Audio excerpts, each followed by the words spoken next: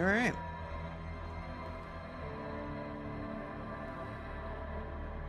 Hello. We're playing more Disco Elysium.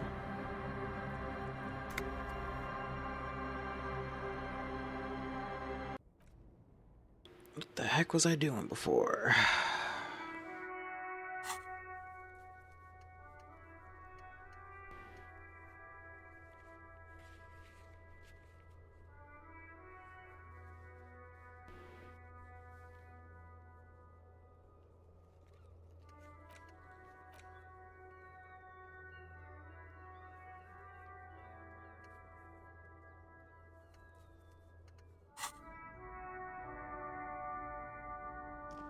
Yes?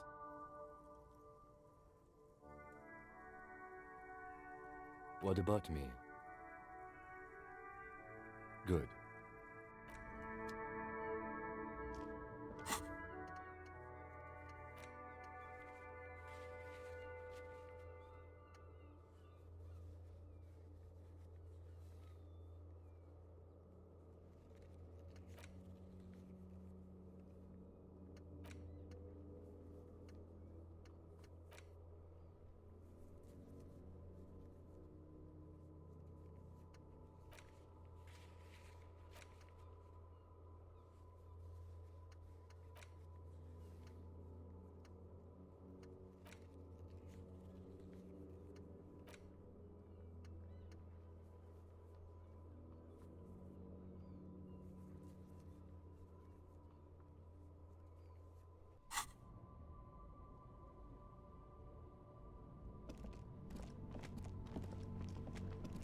You see two lowly, defeated speakers, thralls, slaves basically, perched atop them like conquerors surveying the land.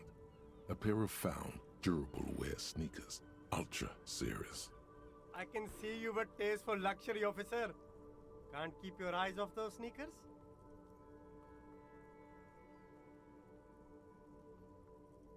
These once respectable speakers have been conquered, reduced to a mere prop by the indomitable found ultras atop them. No, don't look at the speakers, officer. Look at the sneakers. The sneakers are the stars here. These, officer? These speakers are Samaran garbage. I'm ashamed to even use them for props.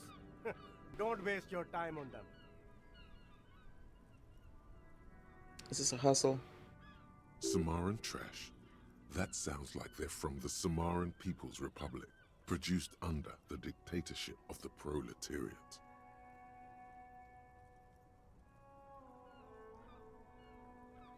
A pair of found ultras. The design is impossibly sleek and simple. A futuristic silhouette with a sleek monochrome colorway, a jet black upper, and a silver-lined midsole. Those sneakers, mister. Those sneakers are the latest found sneakers. Super air, super fine, super cool.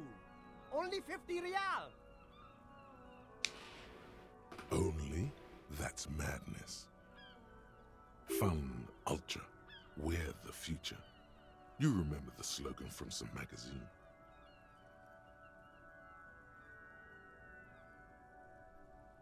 No way, officer! These aren't for sale. They're bad speakers. Low-fi socialist junk.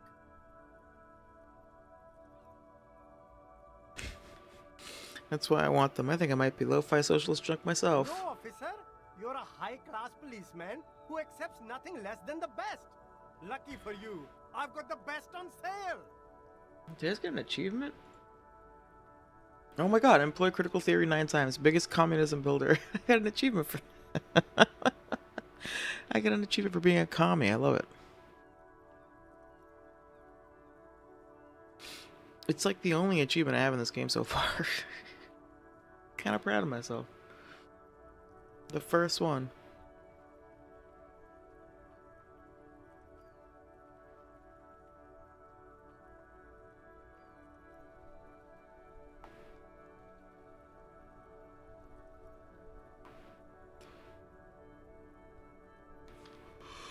Well, if you want them... But see, they are the pedestal for my sneakers. If I let go of the speakers, where will the sneakers go? I can't leave premium lifestyle sneakers on the ground. If, on the other hand, you wanted to buy the sneakers too, I could maybe throw in the speakers for little extra. 50 cents? Damn, so you have to buy the sneakers first. Darn it. There are clothes inside. Cheap second-hand clothes, smelling of strangers' body odors. Don't be shy. These are premium class clothes. Good quality fabrics, best retro design. Save the economy with your style, officer. Save the economy? That sounds off. Haven't you heard, officer? We've got to be economically conscious. Recycle your cash, keep it in circulation. Don't buy new things. Buy eco.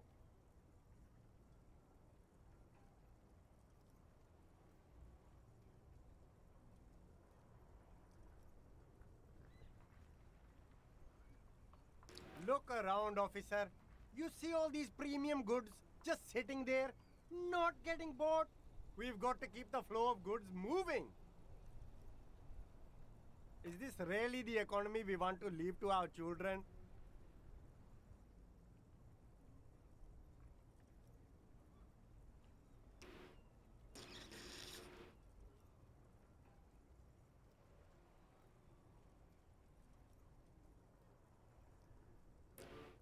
Too bad, officer. Kids make it all worthwhile. Without kids, who's going to be around to enjoy the economy? Don't let me stop you. Amazing. Open the box and browse a little. Flawless logic. You find your hands deep in tattered and faded garments made from weird polyester blends that make your body itch and sweat in all the wrong places. Economical, but also trendy. Look first hand, buy second hand. Keep the economy moving.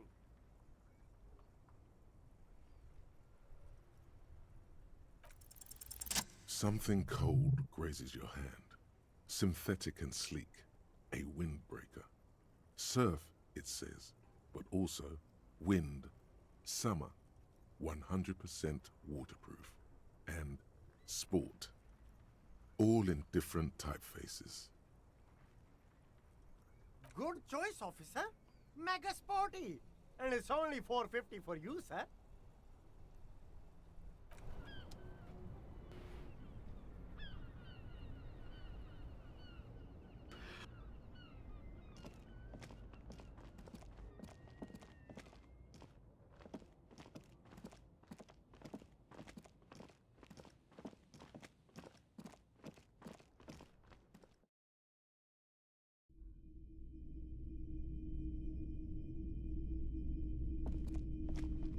A typical Martinez streetlight sits among assorted floor and table lamps.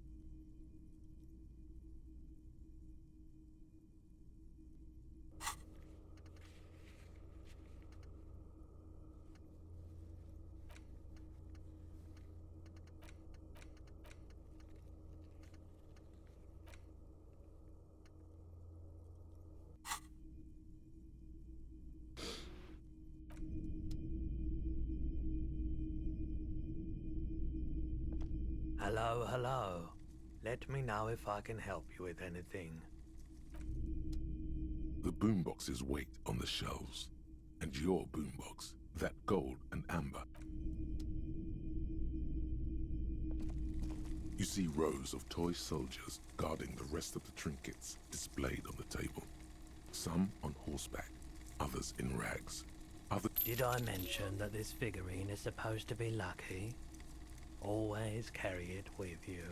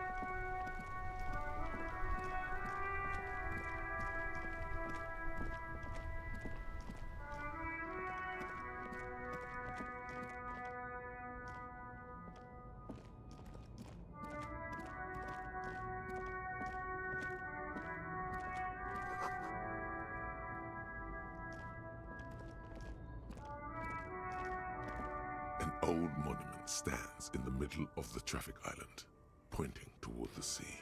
It looks as if it's been reassembled piece by piece, secured and mounted in the air with the aid of numerous ropes and rods. A silver plaque on the statue's pedestal reads, "I am Philip III, the Squanderer, the greatest of the Philippian kings of Revachol, son of Philip II, Hey, Cryptic. the opulent, father of Philip IV, the insane." Even by the standards of the Philippian kings, old sumptuous Philip was known for his profligacy. Profligacy? What the fuck does that mean?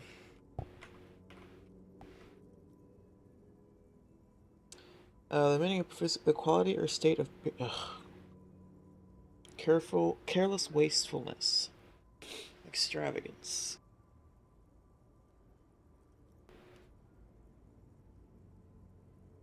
Well, he blew through the whole national treasury, starting the decline of one of the penultimate century's greatest superpowers, the suzerain of Revachol. His own maladministration foreshadowed the fall of the monarchy. During the anti-centennial revolution, an end to his family line and the monarchy on the Insulindian Isola.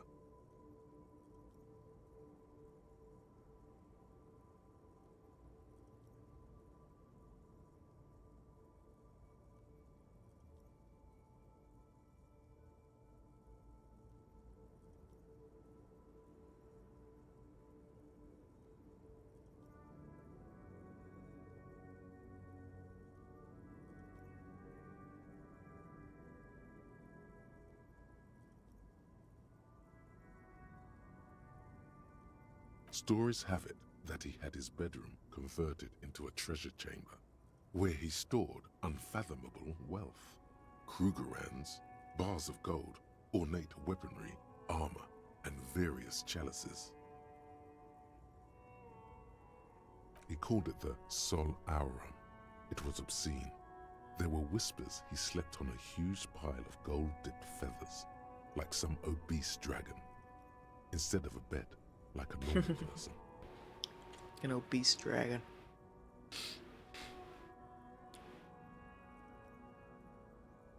But wait, you haven't even heard about his fabled cocaine addiction. I mean, that kind of goes without saying, obviously.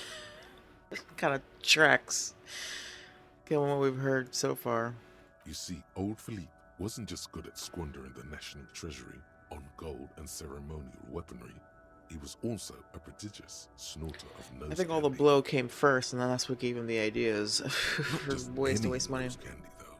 We're talking Royal Philippian blow, allegedly twice as potent as the stuff you find nowadays. And purple. Philippian cocaine was purple.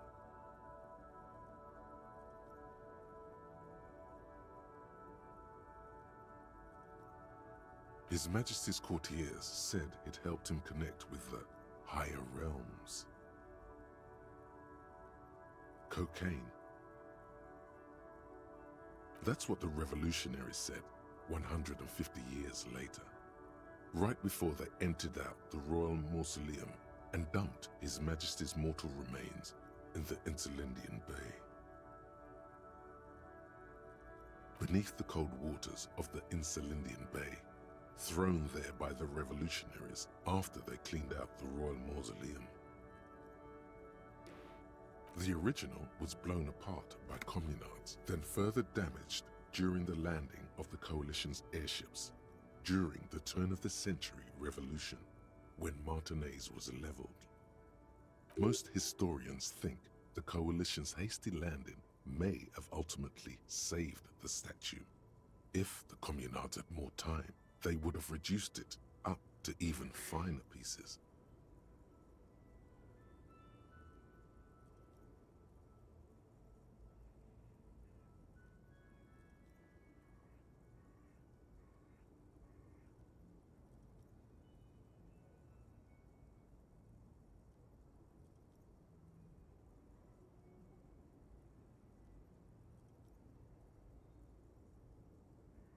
Some years ago, a group of liberal, artistically inclined individuals, designers mostly, thought it would be ironic to restore the statue of the most wasteful ruler of Revachol in the poorest part of the city.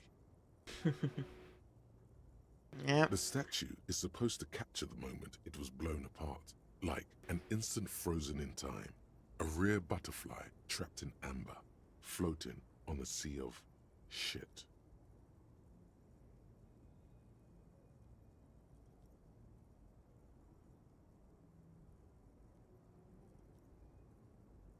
I'm gonna go with this because I'm inclined to sort of like it for the reasons stated. Like, it's in pieces, sort of. But like, it could have been more, But like, it's resurrect. It's erected, but in pieces. It's not like they put it back together in a way that makes it look like it wasn't destroyed.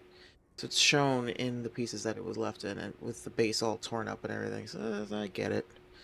Fine. People in Martinaise tend to disagree, as do many prominent art critics and thought leaders with more nuanced social awareness than the young ironists.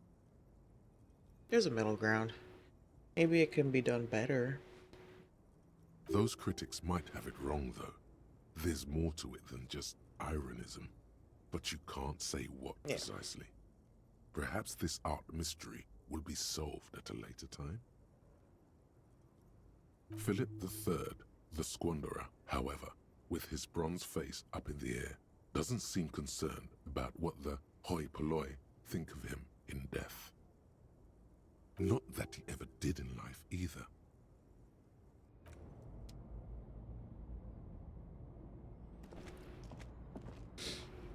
By the cryptic, by the way, I got my first achievement in the game, and it was for being a communist. Oh yay, money. The achievement is biggest communism builder. Employ critical theory 9 times.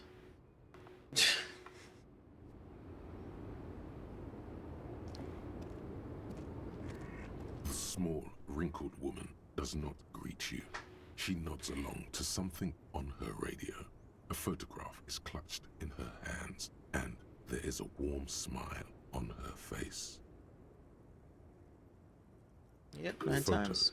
an ambrotype from the turn of the century, as golden as her smile.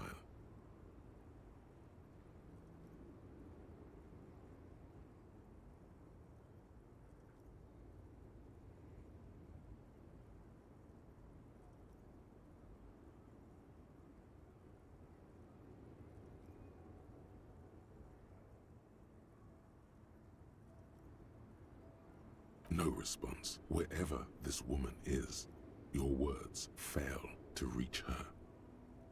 Wait. She's just a distracted old woman. Better to leave her alone. Why? I just told you why. Weird.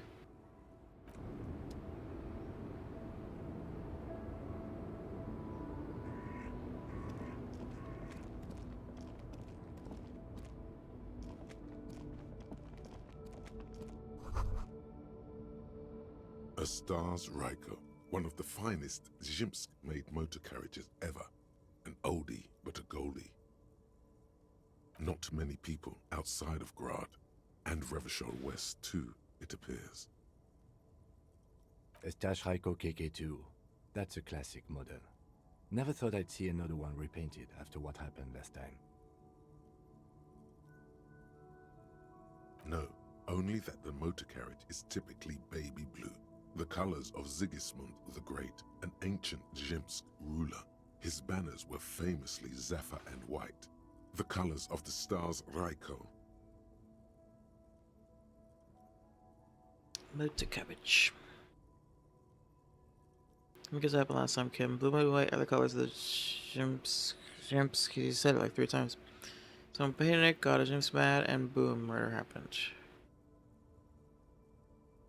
That's, well, yes, exactly, more or less. Except it was a crowd of them. Tore him out of the vehicle and ran him over with his own tires.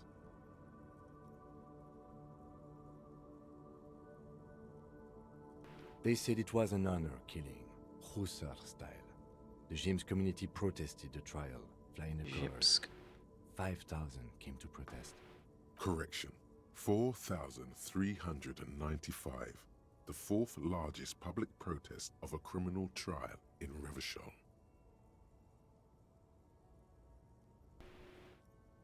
People we are paid to protect. Let's leave it at that.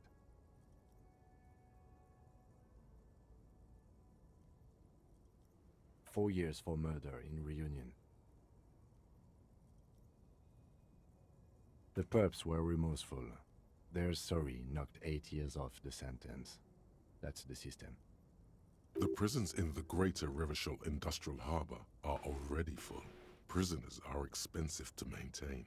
The longer the sentence, the larger the cost. I try to avoid drawing far-gone conclusions like this before actually examining the body, but my initial guess is the two are unrelated.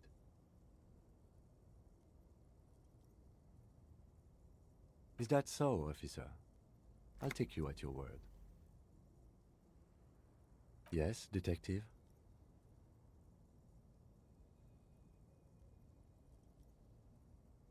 Oh, I don't fucking know.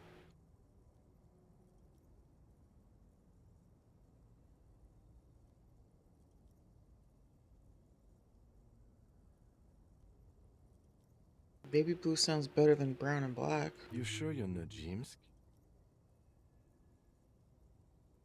Yes, you're sure you're not.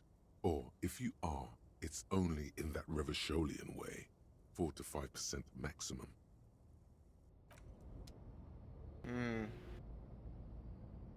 Oof. 45%, huh?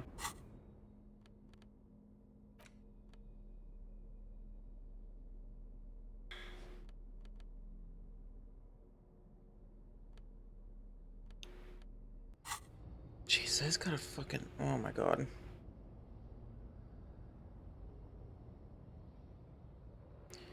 To like take magnesium or something. I just gotta face a muscle twitch on my cheek. Just, boom. There you go. Just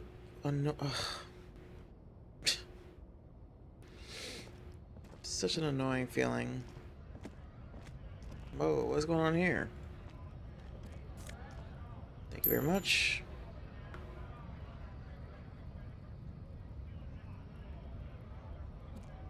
A lorry stuck in the traffic jam. This big, heavy Grad-made machine is well kept for such an old machine. The windows are clear. They've been recently washed. You can see a lorryman's cabin with personal belongings, stickers, insignia. The driver has adorned his space with a substantial collection of peculiar paraphernalia. Proclamations about honor, strength, and purity are glued to various panels. The back end of the cabin has a small perch to sleep, large ashtrays. There are several suns and wheels sewn into the curtains.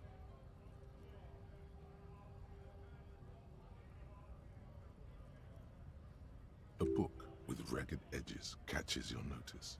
The front cover features a large, muscular man. The title reads, Man from Eamdal in the Lost City of the Pygmies. Racist nationalist paraphernalia. Not unusual in this part of town. This is our guy.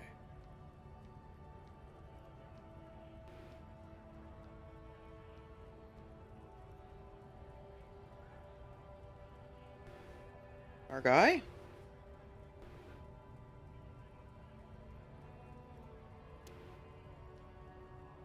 Likely, yes. This guy's proud of who he is. Drapes it all over his machine. There he is, in front of Rita, smoking nervously, hoping it's over. Well, hold up, Frita? I was trying to find that place. I need ammonia.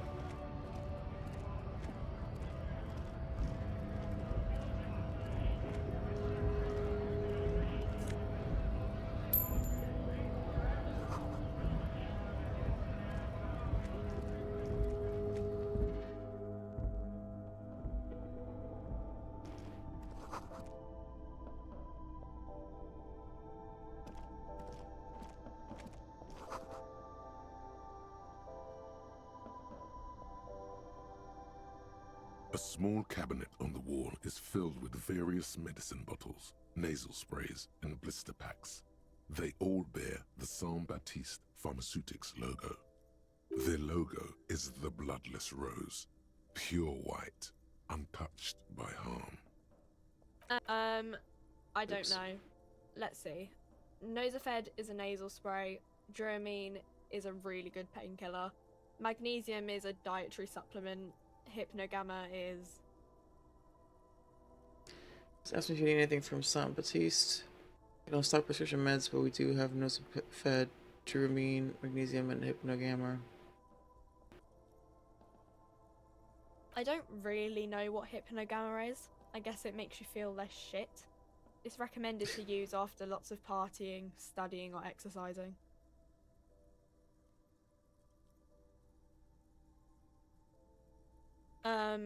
No, sorry. I'm not like a doctor or anything. Nosafed heals +1 health. Dramamine heals +3 health. Magnesium heals +1 morale. Magnesium? Hypnogamma heals +3 morale.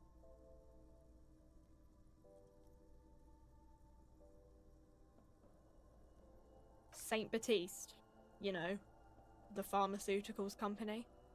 Saint Baptiste Pharmaceuticals, the one that sells meds out of Saint Baptiste. That one. There. She is right. Saint Baptiste, the company, derives its name from Saint Baptiste, the city. Itself so named because that's what it is. A rare case where that really is the full etymological history. As far as almost anyone knows, at least. Yeah, there's like an ampule somewhere. Okay.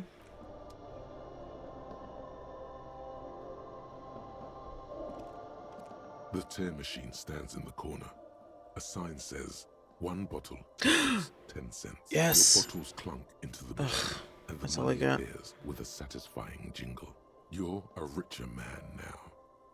God, I need money. How know do you get what money in should this do game? With that money, kiddo, you should buy more alcohol. Enter the endless cycle of consumption. There's so many things to buy, and I can't afford them. You see several packaged raincoats fill a low shelf beneath a display of croissants and juice bottles. The raincoats are transparent, except for the big Fritta slogan on the back. What? Packaged raincoats fill a low shelf beneath a display of croissants and juice bottles. The packages are small, discreet, sloppily stacked, making them easier to take unnoticed. No need to worry about knocking over a display.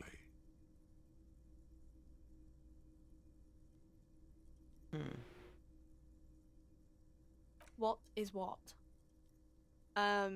It's a raincoat. If you want to buy one, then it's only 4 real. Her attention is drawn to the raincoats. Stealing one undetected will now be more difficult.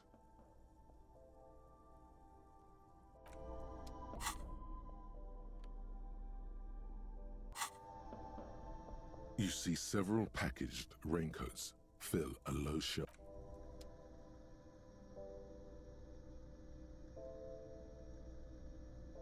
A small cabinet on the wall is filled with various medicine bottles, nasal sprays, and... Okay, don't, like, overdo it or something.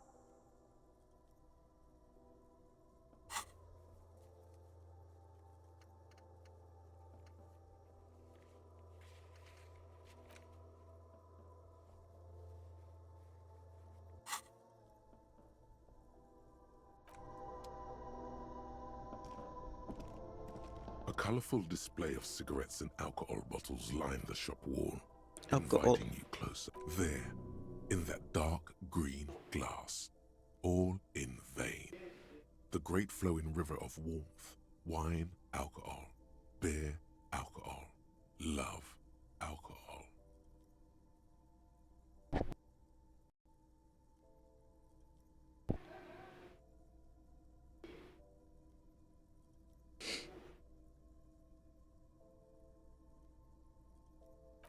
I really should, like, I don't know, the game's like, you should try some speed, you should try some alcohol, you should try cigarettes, but now I'm like, first of all, I'm trying to save money.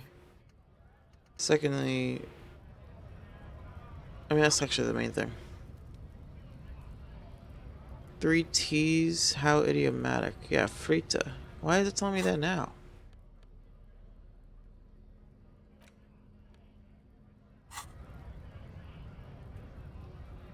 Okay, we need to inspect this body once and for all.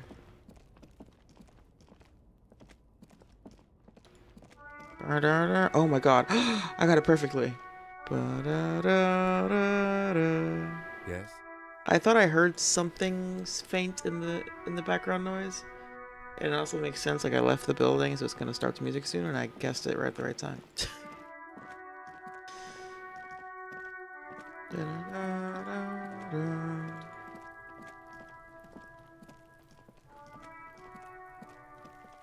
There he still is, looking right through you with his white eyes. The body below is entirely dedicated to that corpse smell. Emitting it is all it does now. The ammonia only makes it worse. The combination What the forces fuck, a tears out crit your guts. fail? You managed to keep it in once. The second time, not so much. When the vomiting is done, your cheeks are wet with tears. I have to do this to, like, progress the quest. What am I supposed to do? I can't inspect this stupid body. Are you okay, officer? Why don't you inspect it, asshole? You're facing tough odds here. It's aggravated further by alcohol withdrawal. What?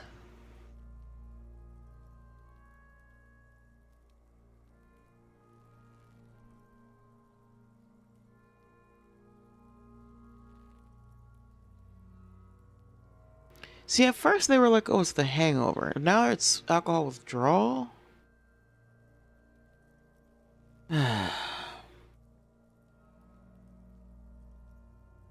I've seen captains puke their guts out.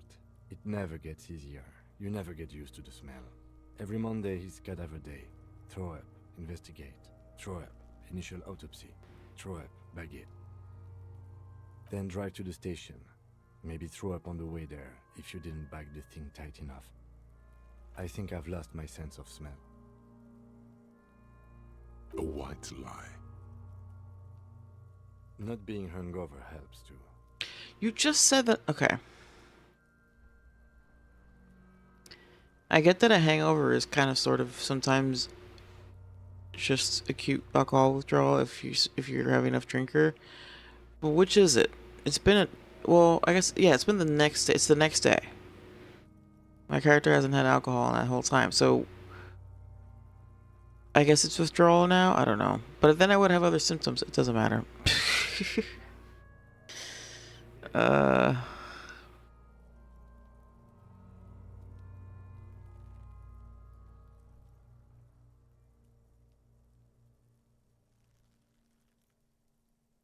That's probably a good idea. Clear our heads. But before we can do that, you need to get your shit together.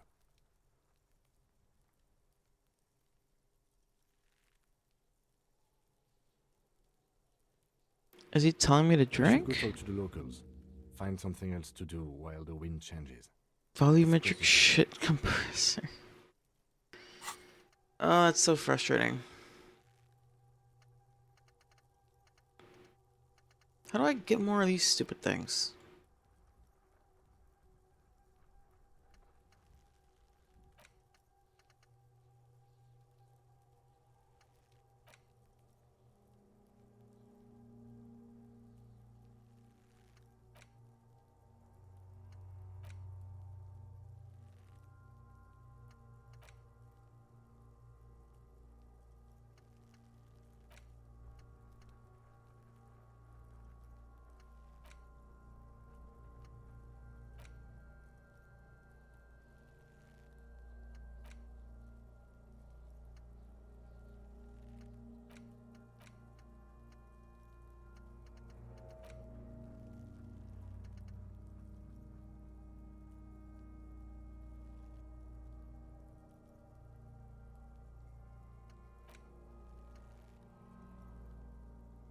I don't get how this works. I can't do anything.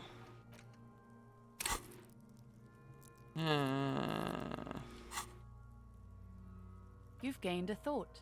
When this dialogue is over, go to your thought cabinet and internalize it for special bonuses and effects. Give it half an hour. Get yourself together. Then come back and have another go. Okay. Fine.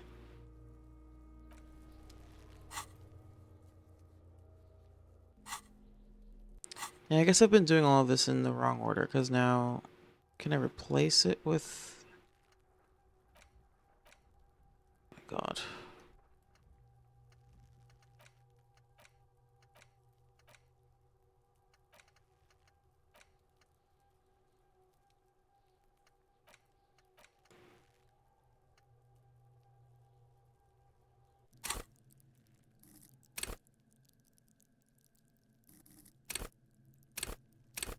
I was supposed to do all this sooner, and now I'm like fucked because I can't. I don't know how to.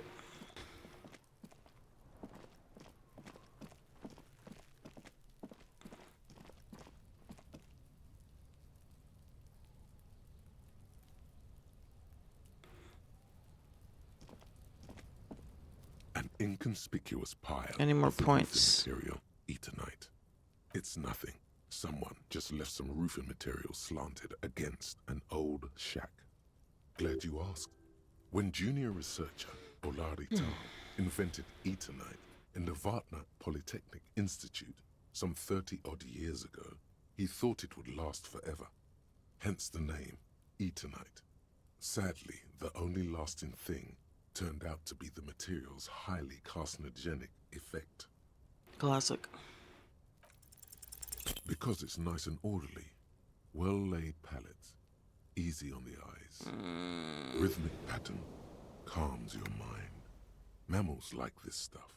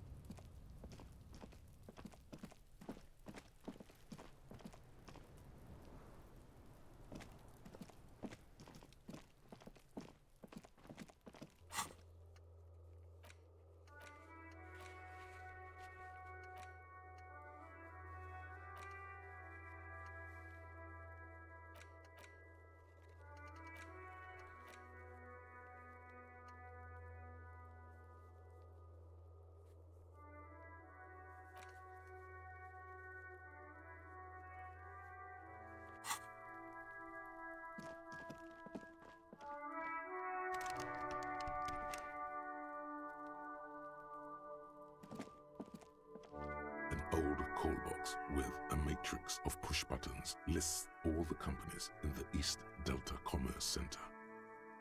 East Delta Commerce Center? This must be the name of the doomed commercial area.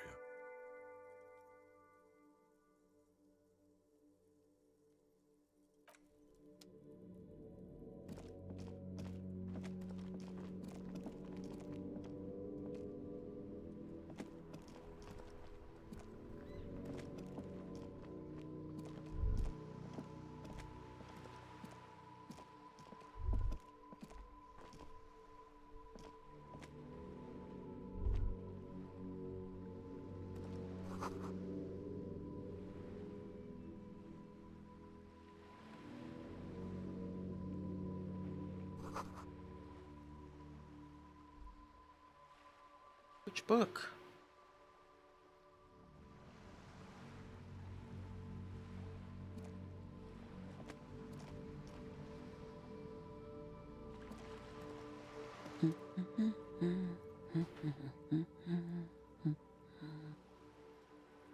Yes? Hello?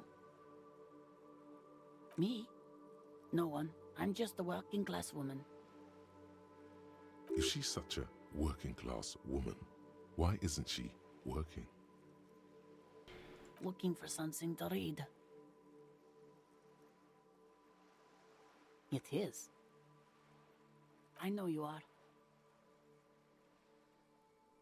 What with? What with?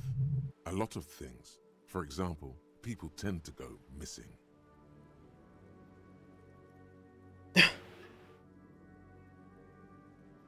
Her hands move over the book covers. The tips of her fingers look rough, stained with yellow. It seems like she has spent a lot of time at work. Another comrade. Years of labor are pressing down on her shoulders. She deserves a hug for all the work she's done for mankind. My husband? No, he's not. I don't know. At home now? Out drinking with his friends? Working? Where is this going, officer?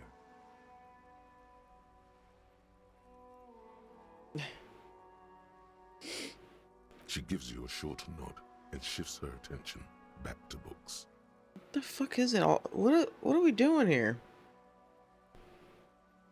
The woman before you nods.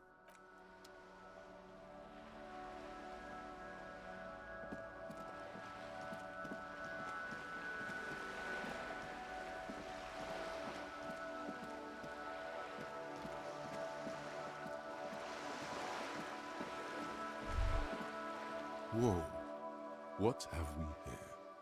A bridge with loose nails and rot-infested wood that creaks in the wind. A construction code violation if there ever was one.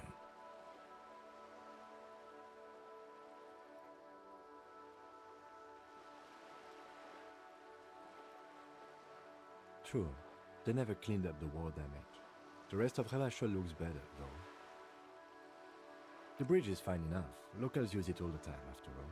It's nothing to worry about. Shall we?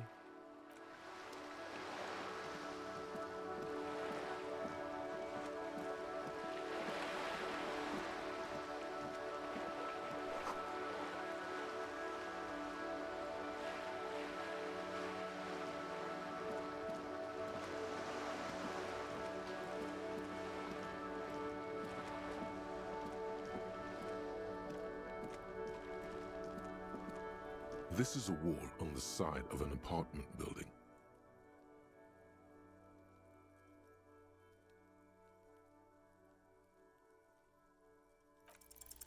You have no clue. It's just a wall. So many walls all over Martinaise, weather-worn, cracked, their paint peeling. Just an ordinary wall, nothing to...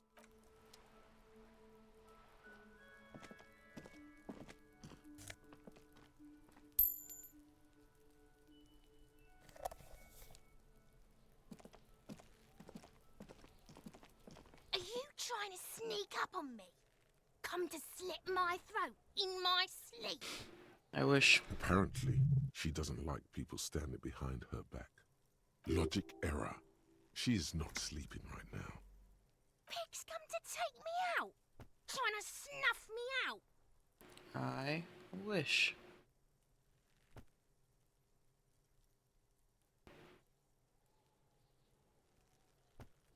Then why are you sneaking up on me like that? It's not a good idea to scare me, pig. Not a good idea at all.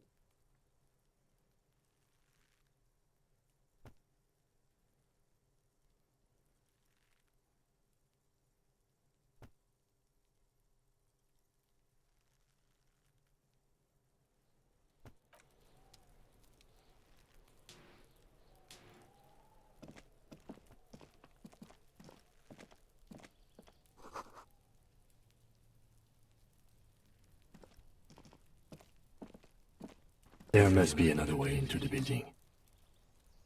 The hell? That sounded so weird. It's been a week and now they show up?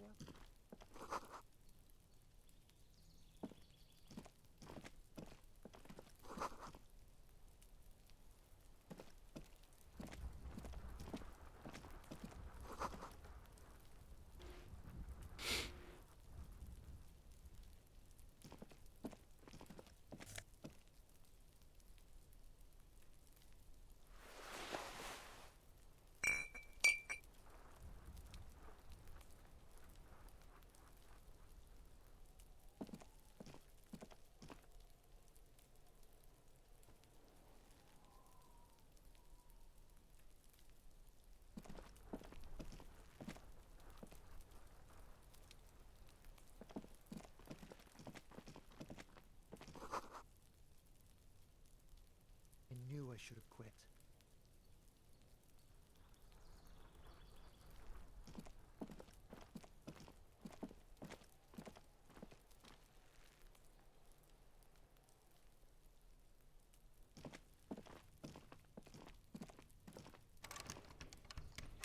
Hey, what's that noise down there? You see a young man on a balcony nursing a cigarette. His eyes have been following you for a while. Not looking for any trouble, officer. It's the voice of someone who has something to hide, my liege.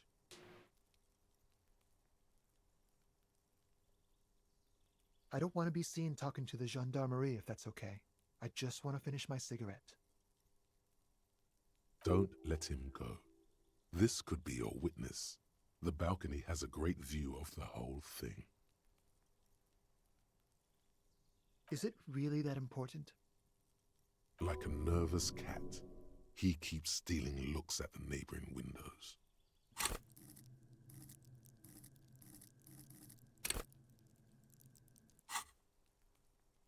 All right, but make it quick. Once I finish this cigarette, I have to run. My name? My name is Martin Martinez. That's definitely not his real name. No, of course not. Could you please lower your voice?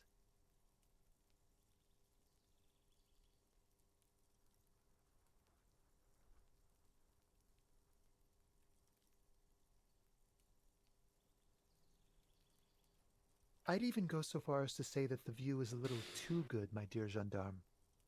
Do you have an estimate of when the body will be taken away? We will remove the body as soon as possible. Now tell us, where were you last Sunday? Oh. You already asked me that, didn't you? Wait, is someone else investigating the lynching?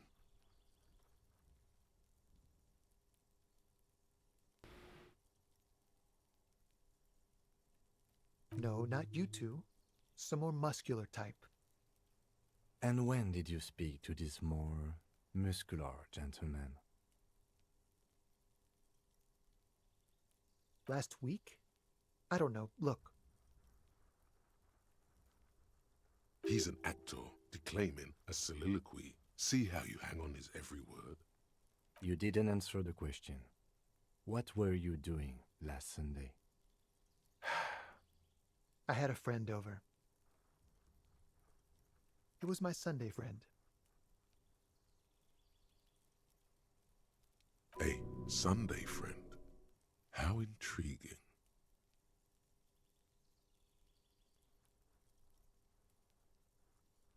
He doesn't reply, gesturing no with his cigarette. In the neighboring windows, you can see faint reflections of his silhouette, all from different angles. No. We won't. Now, if you'll excuse me, I really need to get going. Ah, great. Time to bring out your secret charm. Tears and Another begging. crit. Oh, I'm Show rolling him terribly your today. emotional Great. side. Throw yourself before his very feet like a dog.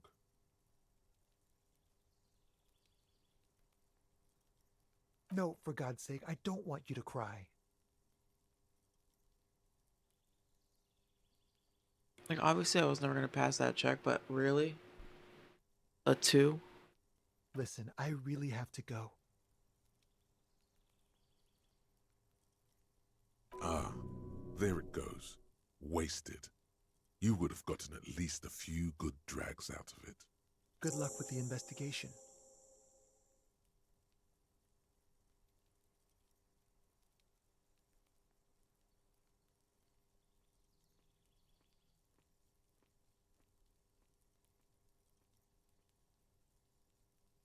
He's gone. No point in running. Tenements like these often have multiple exits. If he doesn't want to talk to us, then he'll know how to hide himself. He could be a witness. Him or his Sunday friend. Either way, we need to look into that muscular type who's asking about our case. There has to be a way of getting inside the building. Once we've found a way in, we can ask around for his apartment.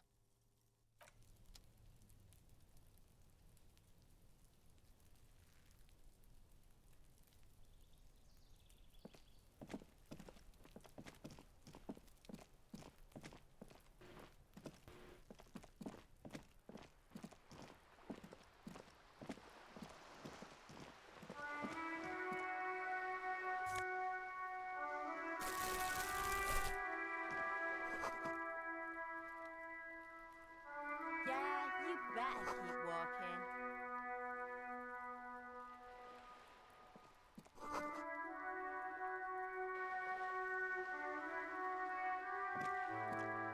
The streets will flow red once more. A great torrent rushing down Rue d'Esperance. You wait and see. The streets will not flow red with anything. Who are you? I'm Cindy the fucking Skull. What else do you want to know? Date of birth, blood type, the last time I was tested for Hep C.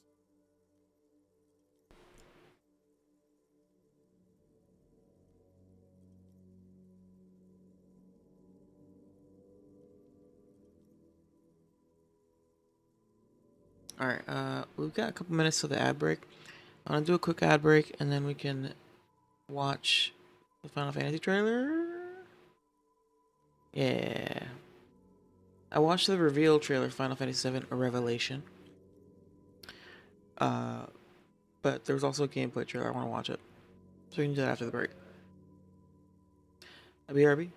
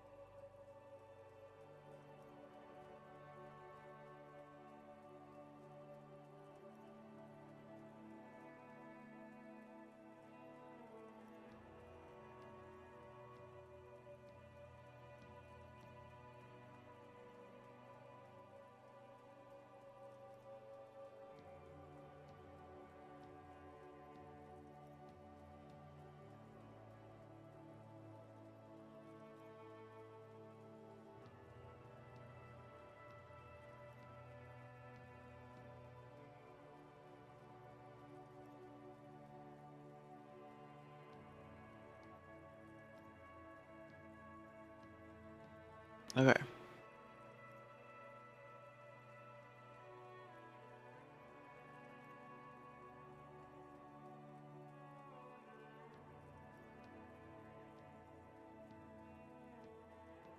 Nice.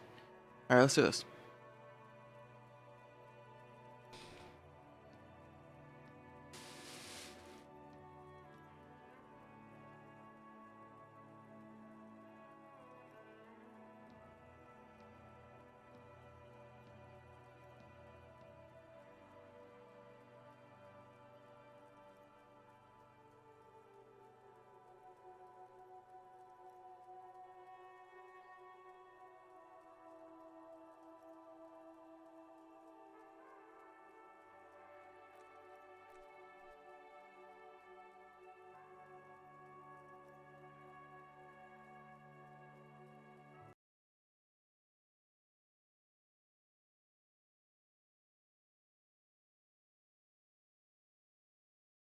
Alright, let's do this. I mean, if it's too loud or too quiet or whatever, it should be okay. Long story Okay. short, It's loud. world's in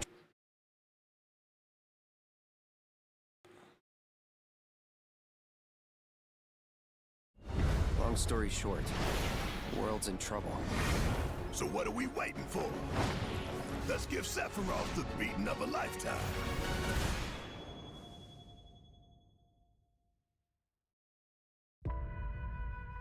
As we reunite with our heroes, Yay, a it's meteor Tifa. looms in the skies above, a constant reminder of your mission, and the grave threats you'll confront as you embark upon your journey and face the epic conclusion of the remake series.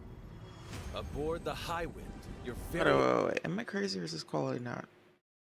Let's get a little bit more in there. Okay.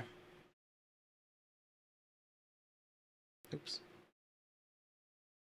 own airship and the pride of the Shinra fleet. You'll take to the skies and witness our most expansive open world yet.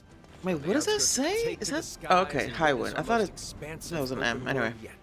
From the outskirts of Midgar to the sun-drenched Midil Archipelago to the warrior nation of Wutai. Yes. Oh, I'm so excited to go to Wutai. It looks cool. But how can you be The Highwind. at once? You'll need to cover ground fast. Fucking parachute packs. I love it. Parachutes your top of the line. Pull the cord and pop. You'll be floating through the air like a feather. You know, it's so funny because Yuffie gets motion sickness, but I bet is she gonna throw up midair? I wonder if Yuffie's gonna like low key love it. That was awesome. Anyway, sorry. I'm gonna. I'm gonna try to just watch this one way through. Maybe I should have just watched it offline and then played it on stream, but.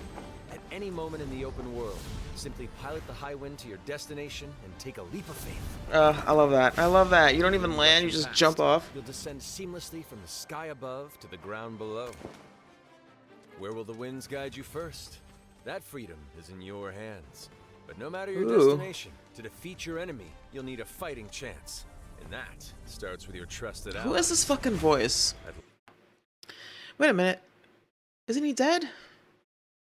Oh no, he's not dead. The actor died.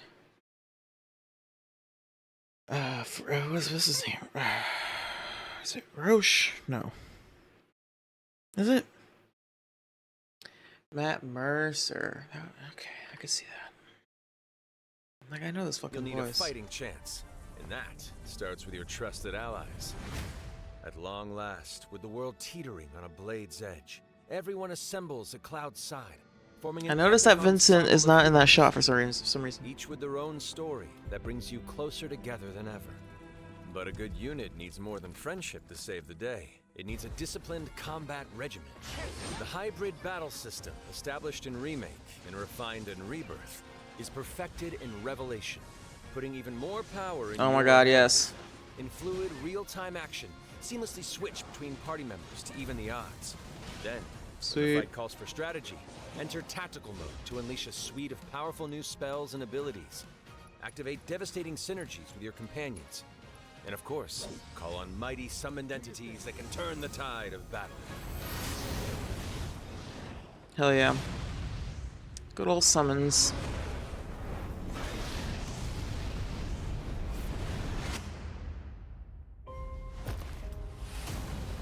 I'm so fucking hyped to play as Vincent, dude. Yes. Love. Until we've put Sephiroth in his. Yeah. Vincent is a deft gunslinger, capable of delivering precise, Oh, hell yeah. high-yield shots. But there's more to this Fucking A. former Turk than meets I'm the like eye. irrationally The result hyped of for fucking experimentation just having a gun in this game. I also look. I'm a Dirge of Cerberus apologist. Okay, that game is kind of decent, low key. Just like the gameplay is fun. I don't know. It was fun to shoot a gun. And Vincent is very much like he's like cool because he's like dark and mysterious, whatever. It's very like shallow, but I still have fun with it. And since I was like, maybe this time they'll announce part 3. Oh yeah. Well, the thing is too. The thing that's good. It makes sense, like, because they were like, okay, Rebirth is coming out on Switch 2 and Xbox.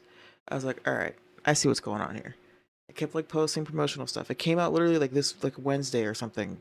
This game came out for the other platforms, and I was like, okay, that makes sense. They made sure it was ready, pre state of play or whatever the fuck, so they could then be like, because now they had that promotional that shot, that like poster that was like remake available on all platforms. You know, rebirth available on all platforms. Now they can, and then now they're gonna make a big deal out of the fact that they're gonna release this game on all platforms at the same time. And yeah, they gotta do it 2027. They gotta do it. They gotta do it. They gotta do it. So yeah, I was like, cool. All right, it's happening. It's definitely happening. More to this secretive former Turk than meets the eye. The result of experimentation at the hands of Shinra. Vincent can transform into the Galleon beast at the press of a button. He Hell has yeah. tremendous power while transformed. And when combined with the skills of a certain ace pilot, their high-impact synergies disrupt the fight with ferocious results.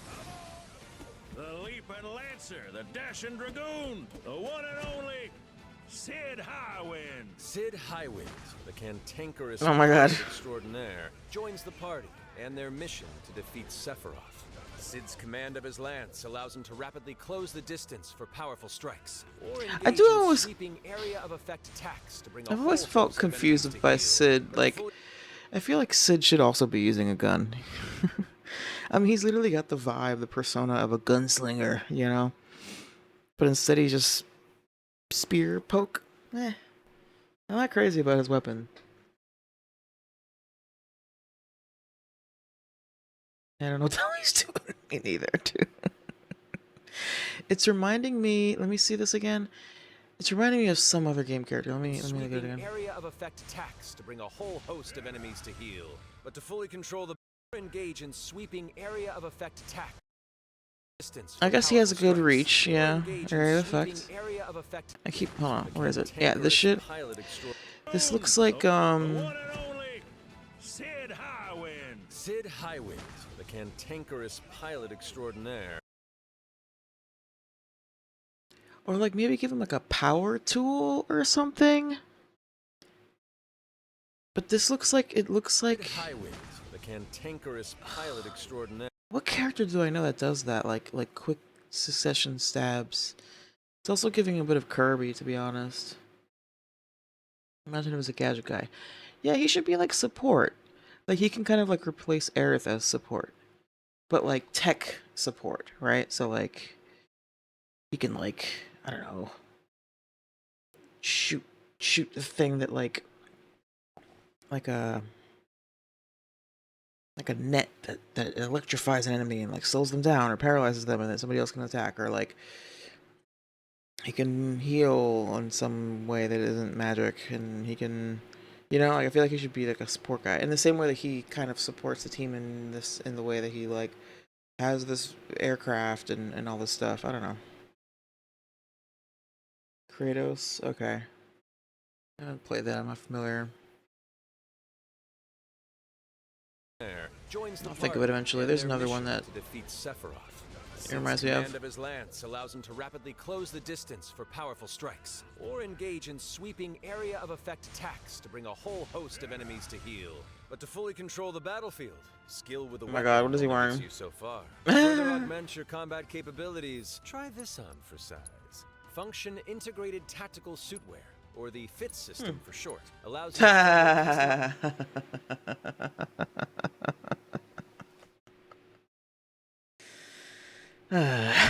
That's pretty good.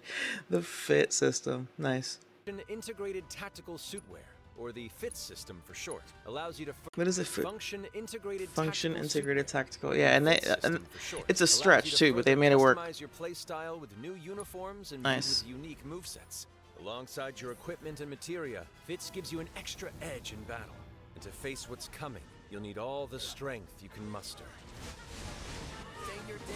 Sensing its fate hanging in the balance, the planet itself has unleashed its last line of defense. The weapons, ancient beasts that are larger than life and capable of untold destruction.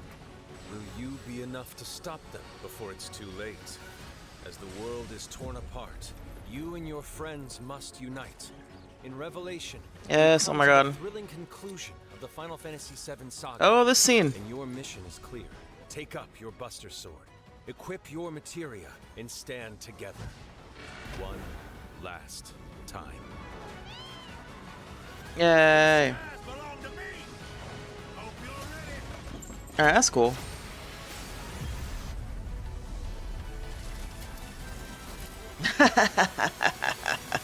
Vincent doing the Naruto run. That must have been like a choice, because like Astarion does that in Baldur's Gate 3, and I'm like, I wonder if they were like, fuck it, let's just continue the vampire lore. I guess Vincent did that first.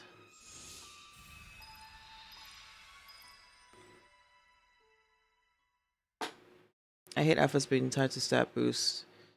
We can keep the boost and wear a different outfit. It's probably not gonna happen. I don't know why so many games don't give you like true transmog systems where you can just wear whatever you want aesthetically while also equipping something different. Because even Baldur's Gate 3 kind of does that in the sense that you can have your character wearing casual clothing instead of armor. But what if you just want to have the look of different armor with the stats of another one? Just give me, come on, do it like they do in World of Warcraft. Just give me a true transmog system. Let me have the character look however they want, or however I want. While still equipping something different. I don't, why? What is the hesitation? Why don't they let us do this? Why won't they let us do this?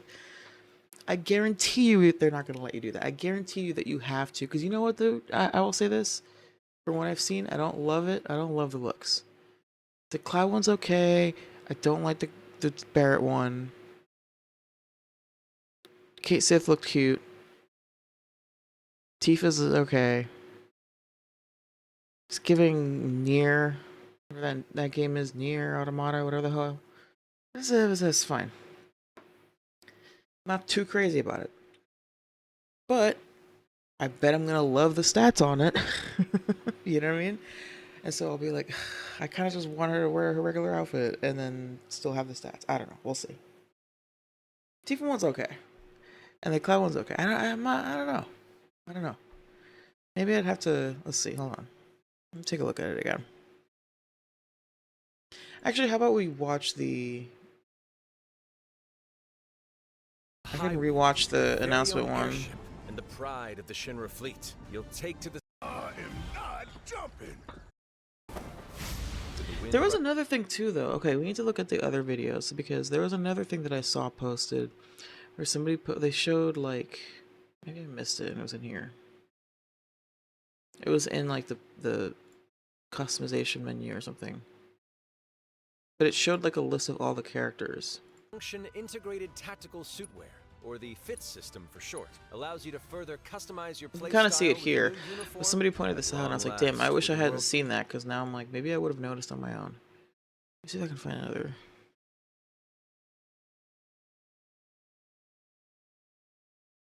I guess I could just go on the Square Enix channel and pull up whatever they just posted.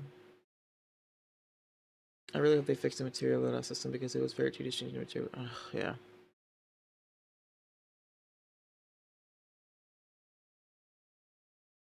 Yeah, being able to save material loadouts would be very, very helpful.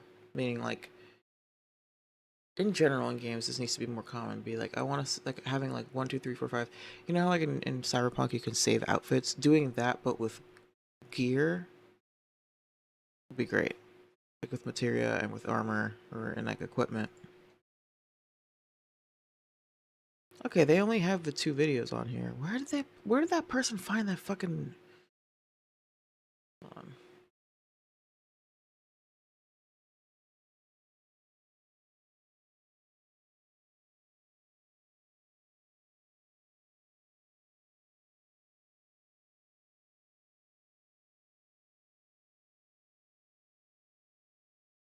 Because I think the reveal trailer didn't really show any kind of in-game menus.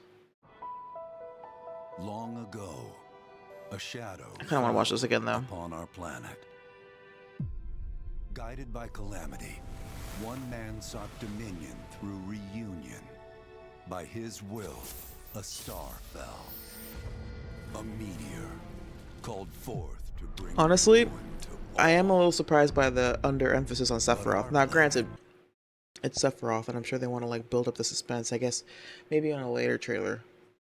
They don't want to, like, completely show their hand. On a later trailer, we'll get, like, you know, a more Sephiroth-heavy thing. I was really hoping to, like, hear the music. Just give me a little something. But no, they gotta save that for later. Awakening mighty weapons to stand against this celestial threat.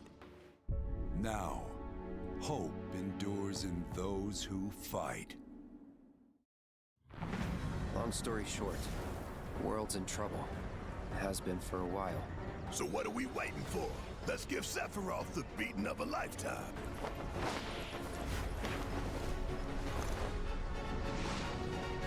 Whee! Oh, it looks so awesome. You're mine.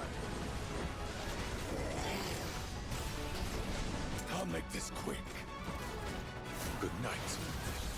The sky's the limit!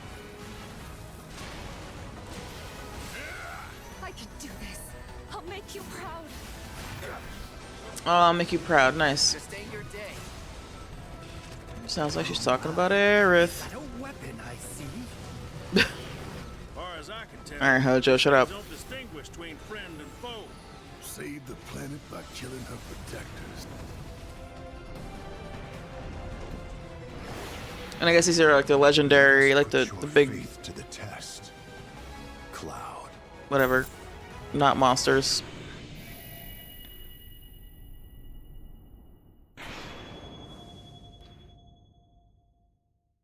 Revelation. Never would have made it this far without you guys. And I won't let you down. I promise. At last. Yeah. The promise is fulfilled. Launching on all platforms. Ends here. Very smart of them to do that, by the way. You know, it's a big, you know, big conclusion.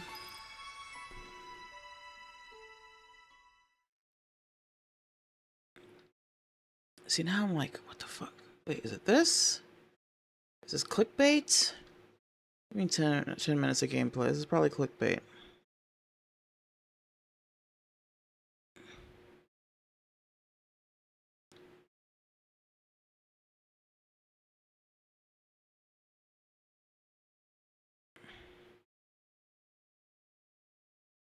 It's like tweaking out. It's not even loading.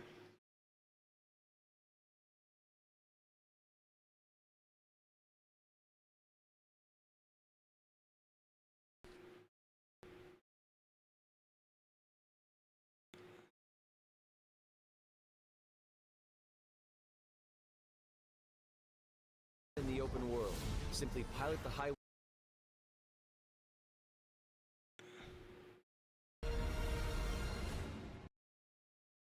I think this is just this person compiled all of it.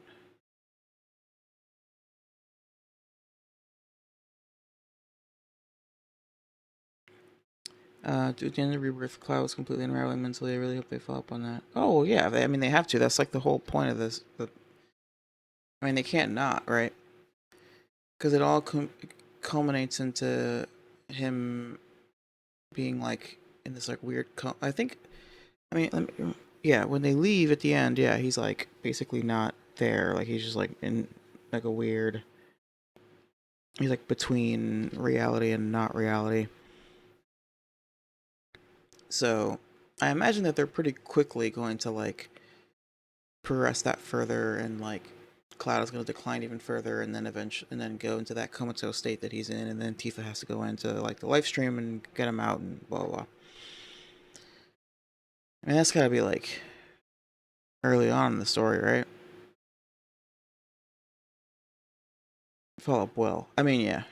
I mean, if they fuck that up, then they fuck up the whole game as far as I'm concerned, because it's such a big part of the story. Like that's like such a huge part. I mean, that's a huge part of Cloud's story, right? Is him kind of like putting himself back together, and the only way he's able to really do that is because of Tifa.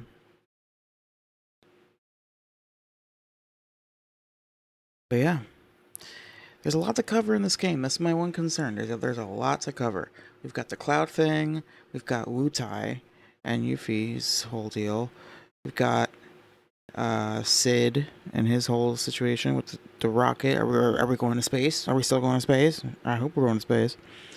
We've got uh, the legendaries. Although I guess those might just be left to be like optional, right? They were in the original. In the original, you don't have to fight them. We've got what else? I guess a lot. The thing to remember is that a lot of the stuff in the disc 2 and 3 is optional, and I think that might be what they'll do with this. Is like some of that stuff is going to remain optional. But anyway, but it's still a lot to cover. What else am I thinking of? Or what am I forgetting? There's Sid's subplot. I guess Vincent too. Vincent, we have that whole thing where you go to where he was buried or whatever the fuck. Something like that, or where his girlfriend was buried. I don't remember. Whatever. His subplot. I think honestly, well, okay, yeah, and like the legendary big monster things, Cloud's sold subplot, whole thing, whole story. I do think that I think what they were setting up with, what's his name? Not Dungan. What is his name?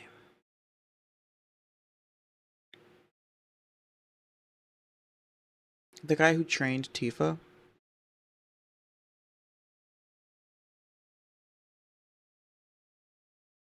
I think that's gonna be uh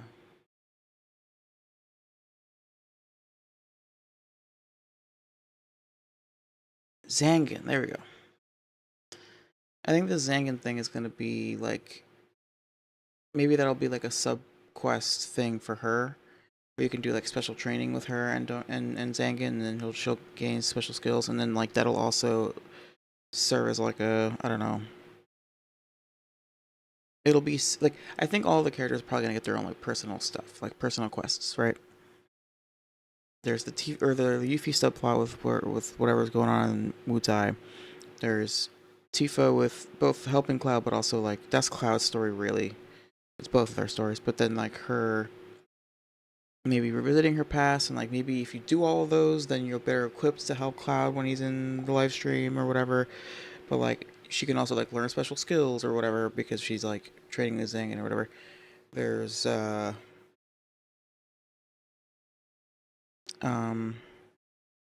yeah, the Sid stuff, Vincent. I guess Seth needs something to do. I think there's gonna be like stuff like that because like because remember there's that whole thing where at one point everyone kind of goes, okay, this is it. We need to like literally like Sephiroth's about to like explode this planet and take over whatever, do his big evil thing. We need to stop them, but this is gonna be like this is all or nothing. So if you guys have any loose ends to tie up, this is it. And then depending on your relationship with each character, they may or may not return to the Highwind, right before the end. So, and remember in like in Rebirth there was like the approval system that was kind of hidden. I feel like there'll be something like that in this one, and then that'll determine whether you do their side quests and all that stuff. That'll determine whether they'll come back.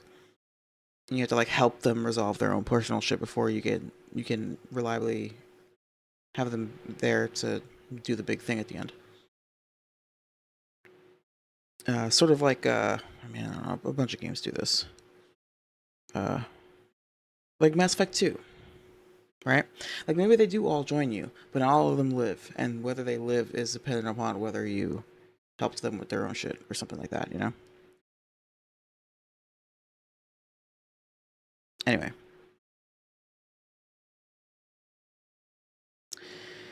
Anyway. Ramble yap yap. I'm trying to find this thing that I saw somebody post on this Discord. It was like a screenshot showing like the menu of your team. Yeah, where did this come from?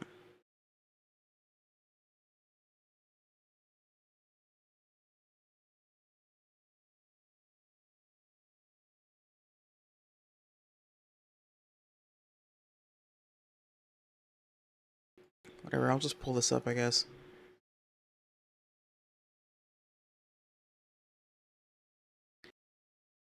Where's Aerith? I'm like, where do you... What kind of question is that? We know where she is. Anyway, it's this shit. Oh, I didn't even have it like proper full screen this whole time. Yeah, I forgot that my browser doesn't... I don't know, it doesn't...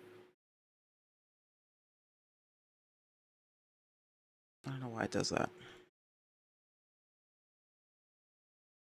Anyway. I don't know where this screenshot came from. I don't know. I can't help but feel like maybe it's fake. I don't know where they got this from.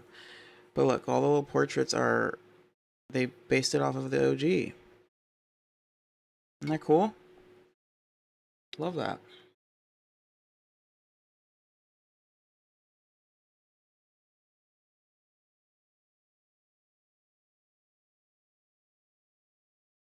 It's very nice. It's a nice touch. See what that's a secret. Yeah, fucking... What does he have, like a toothpick instead? It's like some weird Japanese thing where they can't show people smoking.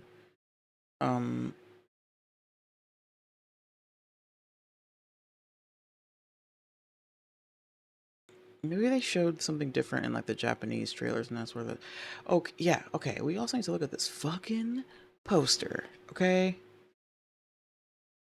Yeah, damn. Let's get a good look. Hold on.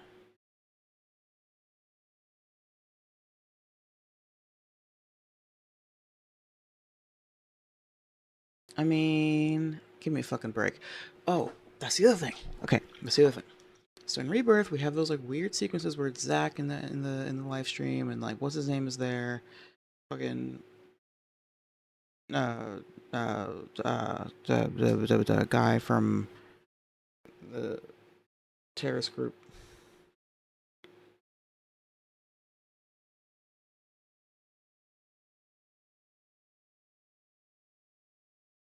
I will always and forever know him as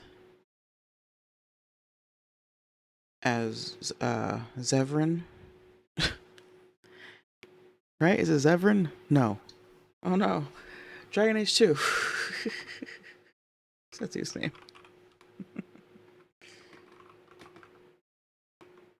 Is it Zevran? No, that's from the first one. What's that dude's name?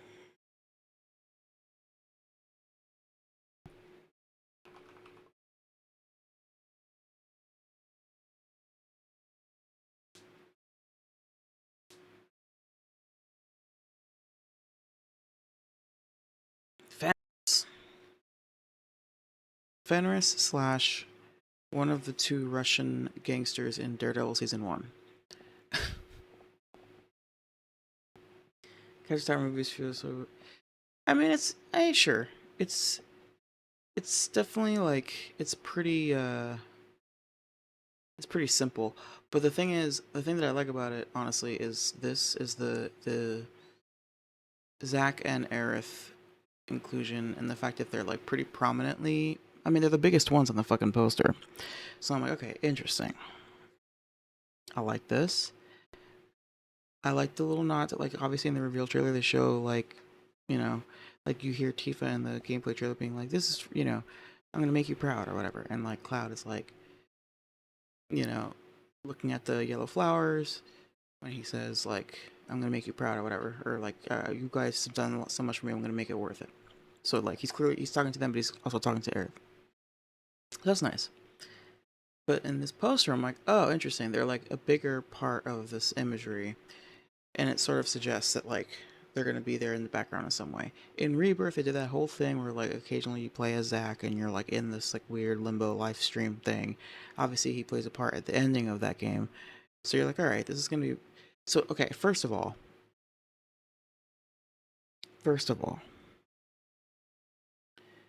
just fucking Square Enix, y'all, you all like you want to make me cry?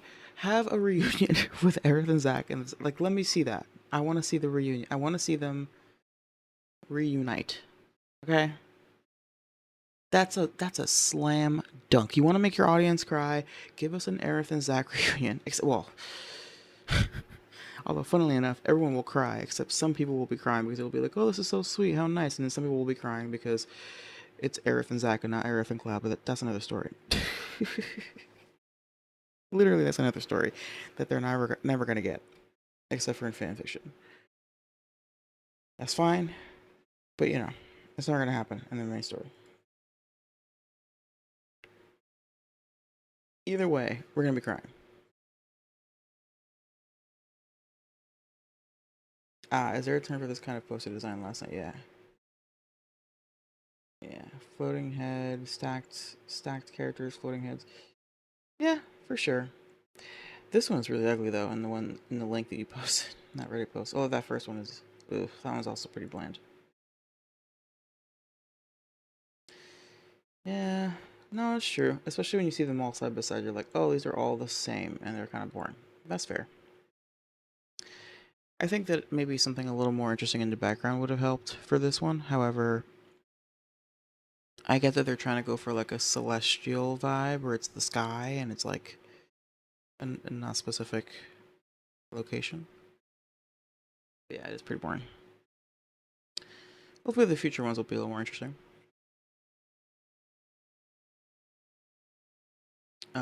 Or there'll be interesting variations on this. But the main thing that stood out to me is the fact that Zack and Aerith are like pretty prominently displayed in a way that is makes me hopeful that we'll get some interesting Zack and Aerith content, I guess. Because like if they're gonna be stuck in the live stream or whatever the fuck, I just think it'd be cool if like it's not just Aerith that like spiritually helps them from the other side or whatever the fuck. If it's like both of them in the same way, like the way that Zack helped, now that Aerith is there, and I don't know. I'm intrigued by what I'm curious to see what they're gonna do with that. And like one of my favorite parts of Crisis Core, honestly, was like seeing their relationship and being like, oh, this is like kind of nice and like, you know, it's cute. It's whatever. It kind of made me care more about Aerith, honestly, because I'm like, oh, this is interesting. Like, why is it that people think that it should be her and Cloud again? Because like clearly these two are like perfect for each other. I don't know. I don't know.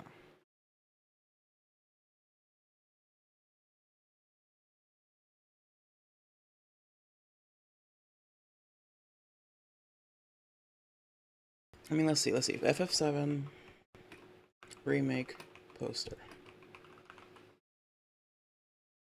Oh, it's gonna give me like literal posters. I want like the promotional.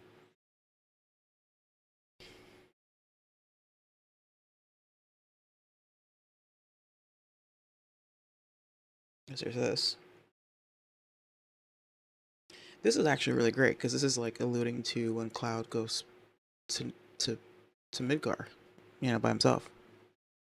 Like, this is like right after Zack gets killed and imprints on him or whatever. And it's based off the OG one, yeah, for sure. That I do recognize. And there was the remake Integrate one, this shit. Yeah, the OG is like... I like this one too.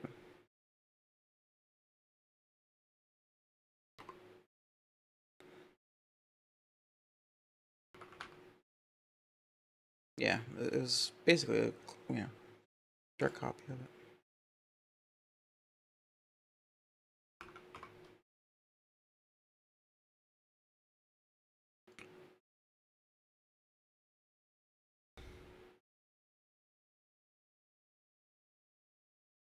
This show is always weird to me because it's like it emphasizes Zack in a way that even after playing the game, I'm like, really? But you know, to be fair, he does play a prominent role in the ending of the game and the ending events. So again, it makes me interested in seeing what they're going to do with him. They're clearly setting up Zack to be like way more involved, like very significantly involved in the ending of or the conclusion of the story this time around, which I like because I like Zack. Nothing about Zack Rolling Rebirth, yeah, I know. But I think it's a setup. I think they're just trying to like set it up. Because think about if he like plays a huge role at the end of the third one, people would be like, "What?" Like if he didn't show up at all before, that would be even more. Oh, what it's oh, you wanted more? Okay, yeah, yeah, I do too. Or at least okay. I wouldn't even say that I wanted more. That's what I was thinking of. Biggs. Yeah, he did get done dirty. I that ugh. Yeah, agree. I rambled about that enough already, but yeah, we agree on that for sure. But definitely with Zack, like, what was I gonna say? I wouldn't have minded some more involvement. Oh, right, sorry. What I was gonna say is I didn't necessarily want. Okay, I wouldn't have minded more, but I don't. To me, what bothered me is not so much that there wasn't enough of him. I think that it was just all of those scenes and sequences were so cryptic and confusing and vague that I left thinking like I just didn't understand what they were going for, and his involvement at the very end was fun, but like it still, I was like, what was all that other shit though? Yeah, the scenes felt pointless except for just establishing that he's there. That's all that they do.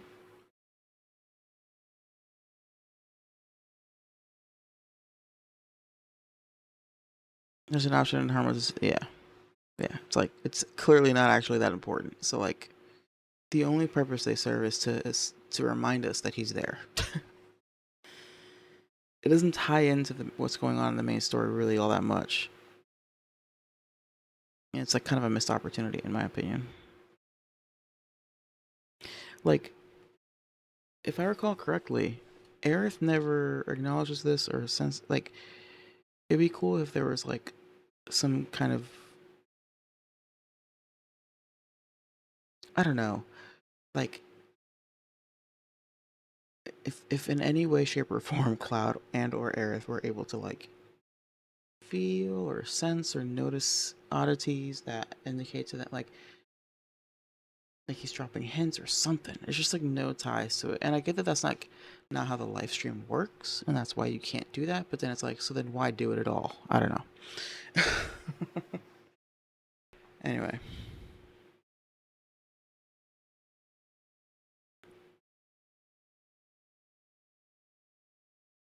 I think they just like couldn't think of a way to make it so that we know that he's there, so that when he shows up at the end, it's not a complete like out of nowhere left field thing, while also maintaining the lore of like the live stream being like its own thing that you can't interact with very easily. Except I feel like Aerith can though. Like, shouldn't she be able to? I don't know. Anyway, I don't know.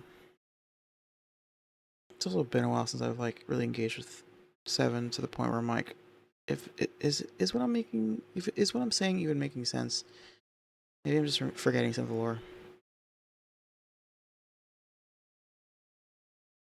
Got more critical of Seven Rebirths and beating. I need to go back on Expedition 33 because I never actually fully played the game. I missed out on a lot of the story stuff because I skipped Act 3 essentially. I just went right to the final boss. So I can't really say. Um,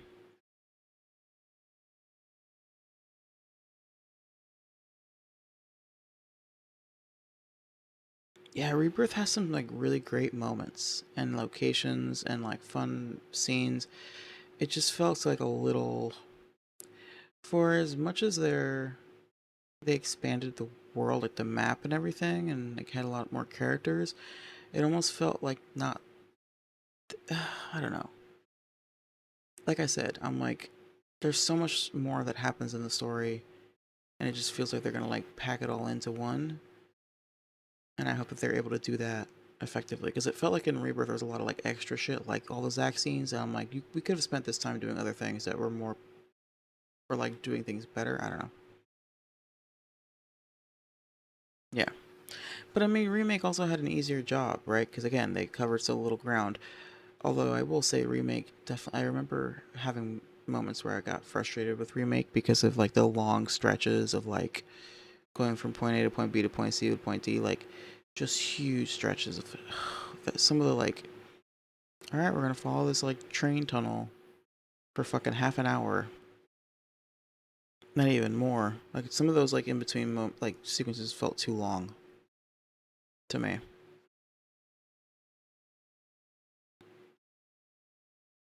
Because it felt like they were trying to extend it and stretch it out because they wanted to end it on them leaving Midgar and having that like moment of like, oh, is this like the timeline split or whatever the fuck they were doing there, and like having it end on that beat of like, all right, our team is going off into the world. Like that makes sense as like a way to end that part of the story, but it also kind of felt to me as though they had to like stretch out a bunch of other shit to make that work for a full game. And then in Rebirth, I guess they do the same thing for some reason because they did the same thing because they wanted it to end on Aerith's death and like that part because that's also like a really strong beat to end it on.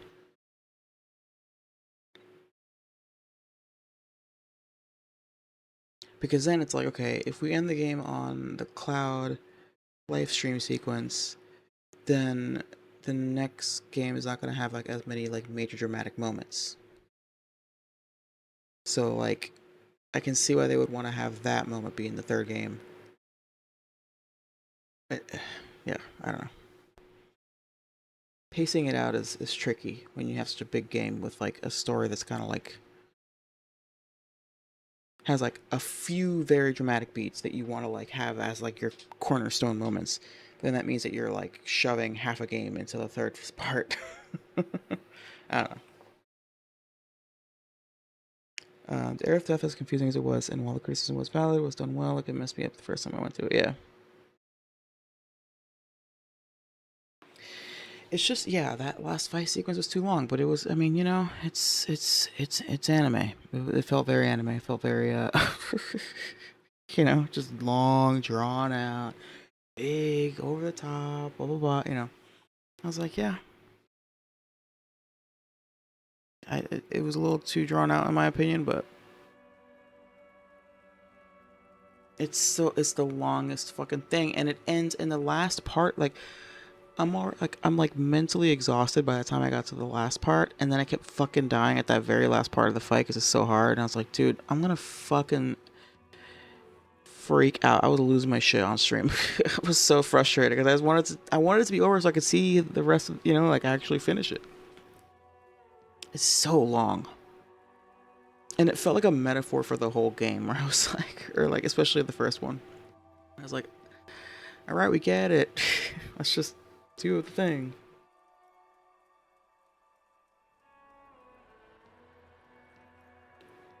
Damn, we got another ad already. But yeah, anyway. I'm excited. I'm excited. In about a year, we'll be playing fucking Revelation. Oh, by the way, don't let the people at Square Enix catch me, okay? Because I'm gonna fucking hit them over the head. Like, brother, it should have been remake, reunion, rebirth. You fucking assholes. What is this revelation shit? You literally had the fucking zombie whatevers, the dudes in the robes. Reunion, reunion. That's the whole thing. Is that like Cloud keeps hearing this reunion, reunion. They're all reuniting to congregate back in the old ancient city, whatever the fuck. And Cloud is feeling it too. And by the end, he's also feeling the pull and stuff. It's like, come on, we're all the families getting back together. How the fuck did they not name that game Reunion? What? It should have been remake, reunion, rebirth, because Cloud is reborn. He rediscovers he's reborn as his actual self and not the version of Zack that's imprinted into him. He is reborn. The planet is reborn. Huh? This game should be called Rebirth. Who's reborn into? Who's reborn? What's the rebirth? Oh, and by the way, Aerith dying is a reunion with Zack. Like, hello? Reunion was already taken by Crisis Core. What?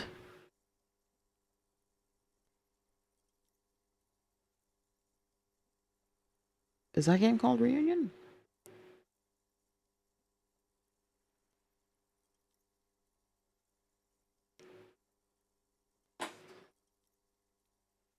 Oh, that's a shame. Why'd they call it that? That's stupid.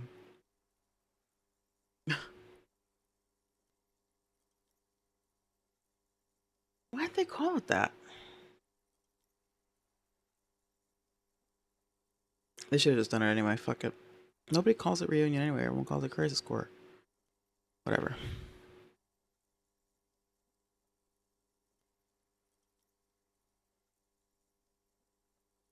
Anywho, let's continue with this. Alright, hi Cindy.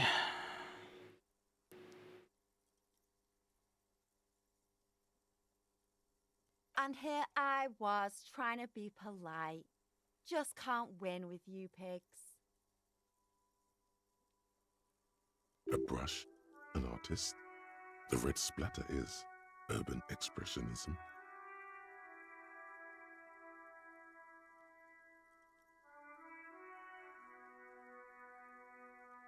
The lieutenant furrows his brow at another one of your eccentricisms.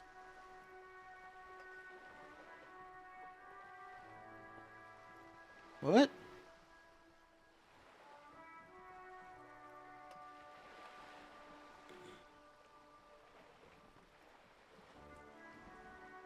Hatred, disgust.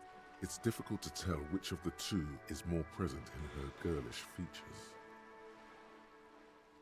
The lieutenant okay, the lieutenant had a reaction. The woman on the boat does not notice her staring. That is on her. Someone's got to keep an eye on her. Ozon is an archipelago 2 days' travel away from Rivershore. Its moneyed residents, used to posh restaurants and upscale boutiques, rarely have reason to visit Martinez. Probably the Wild Pines rep. We should talk to her. She's a professional negotiator, though. I have the feeling she will be very cooperative while telling us nothing. Wild Pines is. Ask her unexpected questions, you know? Do your thing. Don't be afraid to get a bit wacky. Throwing her off is our best bet.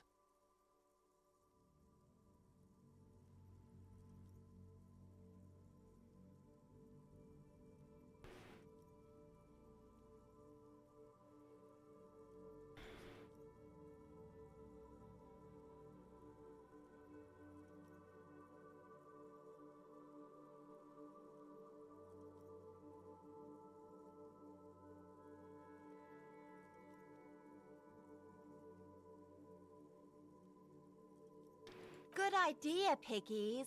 Run along now. Fuck her shit up good. Impound that boat while you're at it. I'd like to watch her swim back to Ozon. Can't you tell? I'm painting a beautiful mural, an aereo graffitio visible from low orbit. I haven't really started it yet. I'm waiting for the right words.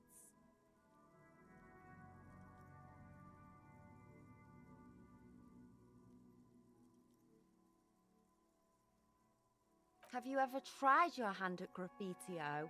When faced with a blank wall, most people write unimaginative stuff, like pigs go home and Mona was here. We rarely see pigs round here, though. Just union cats. And my name's not Mona, so... Yeah?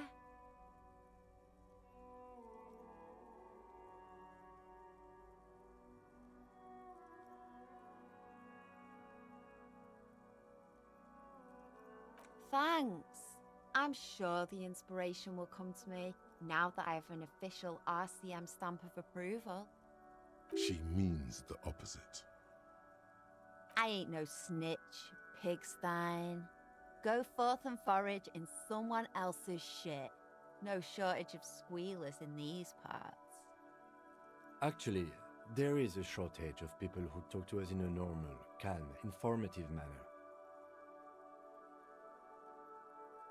We weren't put on this earth to make your life pleasant, fucko. Watch your back, ungulate. You've got eyes on you.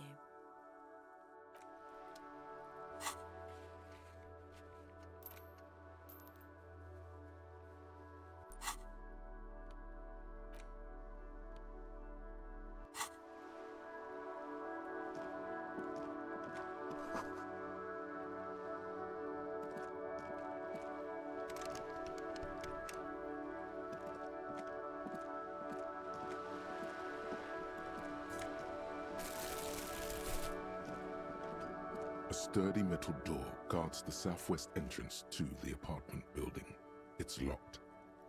This could be a way into the apartment building the smoking man vanished into.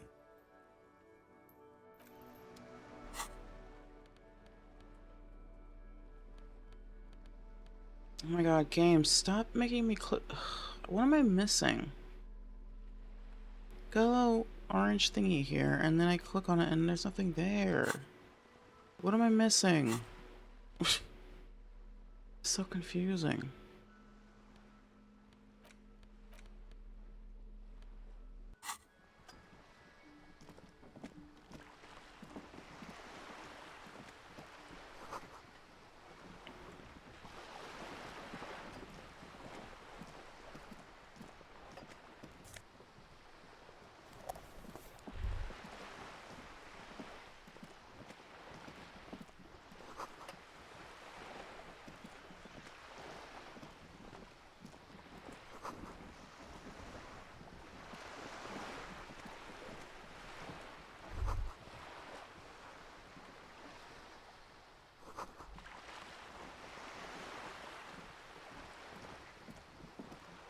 A striking woman leans against the cabin top of her sailing boat, smiling as you approach.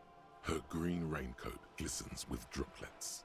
A silk scarf is tied around her throat. Good morning, officers. I'm Joyce. Joyce L. Messier. I represent the board of Wild Pines, the owners of the harbour. You gentlemen must be from the RCM.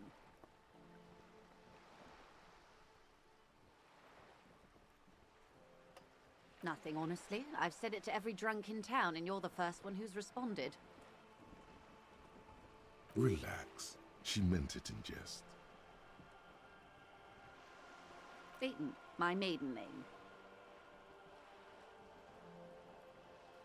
I'm glad to see you here. Like steel. There is strength there. If she wanted, she could sink her nails deep into your skin. I was dispatched to handle a strike, not a lynching. Anything I can do to assist the RCM in this matter, I will, gladly. That is good to hear, madame. My colleague will take the lead on this interview.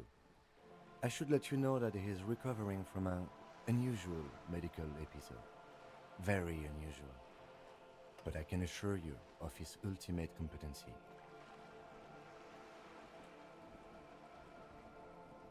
There's a trace of irony in his voice.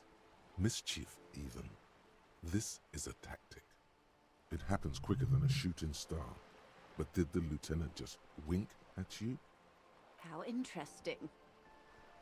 I wish you a swift recovery. In the meanwhile, you have my full cooperation, and the full cooperation of the Wild Pines group. Why, yes I am.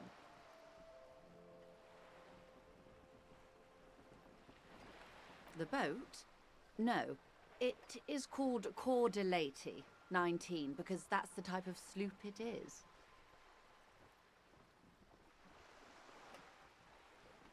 It's a pleasure craft, a 19 pacer. It also happens to be rated for Category 1 racing. Though these days I mainly use it for business. My sloop? I like it a lot. It's the eel's hips, baby. I'm enjoying this part of the interview. It has so little to do with the murder we're investigating.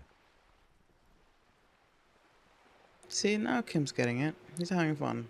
Of course there are. We're on an archipelago. How else are you supposed to get around?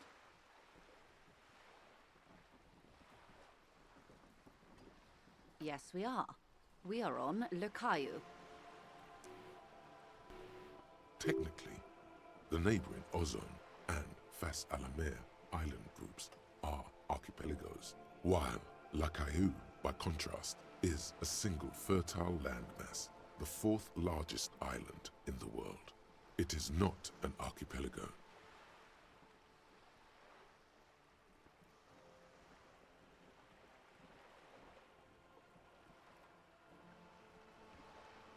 Okay, if you want to get technical, the point is we're all on islands here, and sail is still the most expedient way to get from one island to another, especially when you're in a hurry to resolve a strike.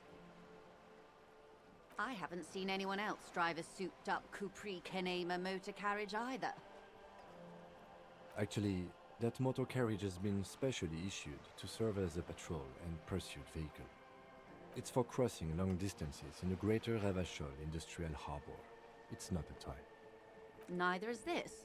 A toy, I mean. It's a machine for crossing long distances in the Bay of Revachol, between the city and the islands. You need to make this lady admit she's only riding around on this boat because she's rich. You have the guns and the ammo. Take this Clausen fiend down. Oh my, the E word. You mean to say that it's a symbol of conspicuous consumption? That I'm a member of the ruling class?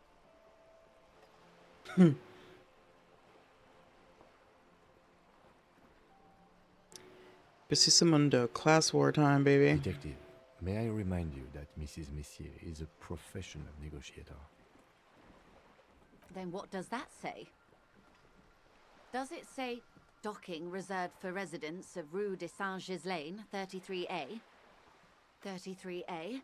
This old proletarian haunt here? As I said, plenty of people drive boats, of all social strata.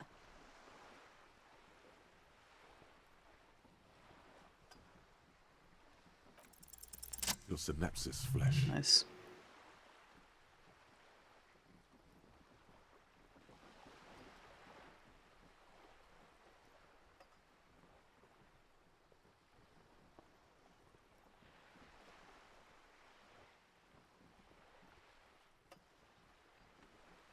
Yep, that's the stuff. Good thing everyone else has tiny I skiffs. assure you, they drove quite the hard bargain for this space. But you're right. I am a bourgeois woman, and this is my long, incredibly lightweight, interminably bourgeois boat. That's all I wanted. Officer, I assure you I'm a highly qualified pleasure craft operator.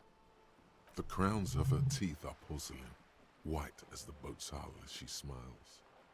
Her nonchalance might be related to something called the Wayfarer Act, a law that says she doesn't need a license.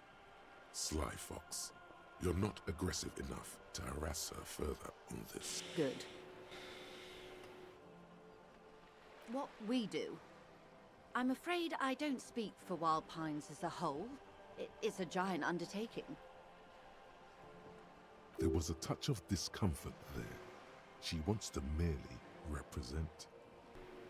The Pines' core competency is logistics. Container shipping, freight, that sort of thing. See those airships there, blinking? Those are the shipping side of things. And that is the terminal.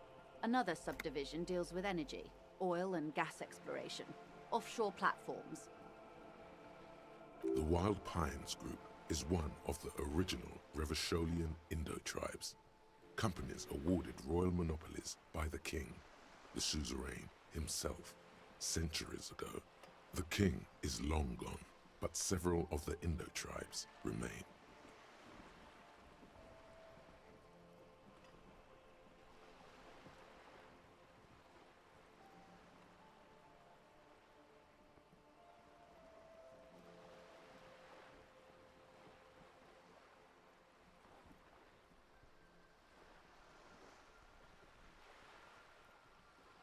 Saint-Baptiste, Elysium, an unknown entity known as Brightest Star. Why, thank you. I'm not at liberty to discuss the company balance sheet, but I can tell you that Hey, last Vix. year, the company booked more than 20 billion real in revenue.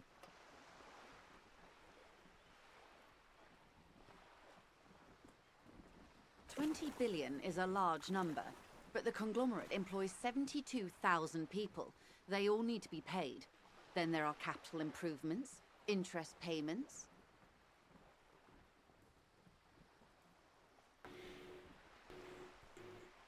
I'm getting by here. A conglomerate the size of the Wild Pines is like a shark. If it stops And a whole moving, lot it of will exposition, die. but I feel like I'm Then not what making much becomes of those progress. 72,000 Not families? exposition, but It's a tremendous responsibility. what's the word I'm looking for? Getting a lot of like lore stuff, but I'm like, still haven't been able to investigate the stupid body.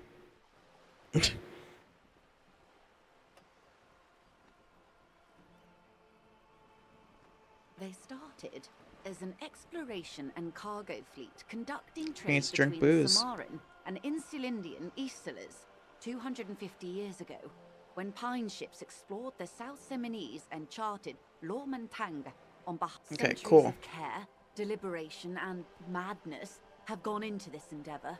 Vessels pass through the great unrest to re-emerge with apricots in tow.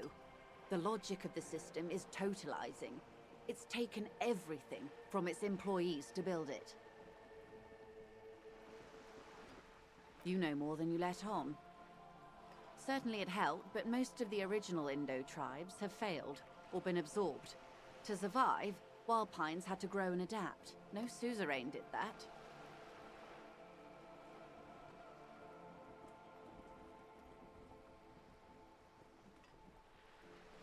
You mean aside from being the terminal's legal owners, who are responsible for moving 8% of the world's cargo?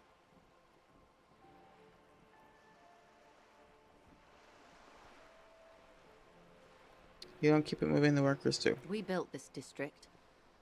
Who's we? The workers you hired? There it is. She owns up to it. All the best parts of it. Rue de Saint-Ghislain, with its bastions. The plazas Meteor and Mosaic. Even some of the old street lamps have been put back thanks to the investments from the WP.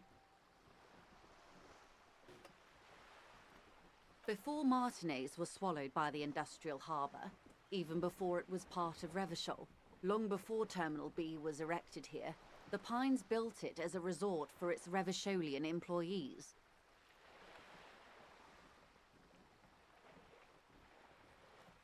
A company getaway, for a weekend or a summer holiday. Then came the revolution. But that's another matter. I'm here to make sure the Pines can fulfill their responsibilities to the place they built. What we do.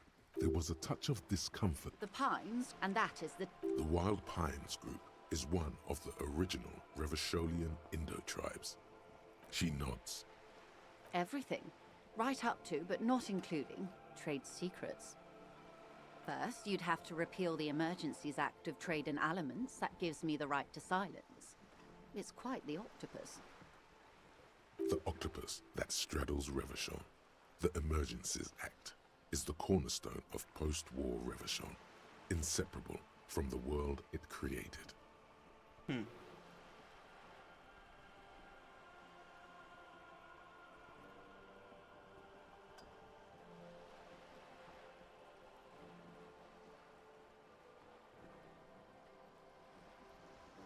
Why? By throwing off half a century of foreign domination under the Coalition. Unfortunately for you, the Coalition also leases you the right to police West Revachol. You'd be shooting yourself in the foot, in other words. But I am derailing us. You wanted to know about the strike. I believe the official title is Senior Labor Negotiator. In practice, I'm a grocery clerk. I relay the union's demands to Wild Pines and return with Wild Pines' counteroffer. Yikes. No way. She's more. She can make decisions. And how are the talks going? They're not. That's the problem. The union stopped all negotiations a week ago, after that awful lynching took place. There we go. Now we're back to the subject at hand. Wait. She just admitted that the lynching and the strike are connected. Let's fucking go. Now they won't even let me into the harbour. There's a 2-meter 20 racist behemoth blocking the gates.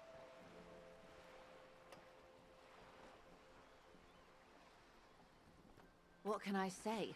The union employs a giant covered in tattoos. A racist giant. I guess that's part of their big tent organization now. Yes, I believe there is a connection, but that's a subject for later. Let's say I was not making the kind of progress I'd hoped for when I first arrived. And when did you first arrive? I arrived 3 weeks ago. Yes, in the middle of February. The bay was still partially frozen then. I prefer to do these things on site, like the RCM. I wasn't the original negotiator here. I took over after Mr. Gaumont hit a wall with Mr. Clare, the union boss. Mr. Clare refused to speak with Gaumont despite concessions he'd granted the union in prior negotiations.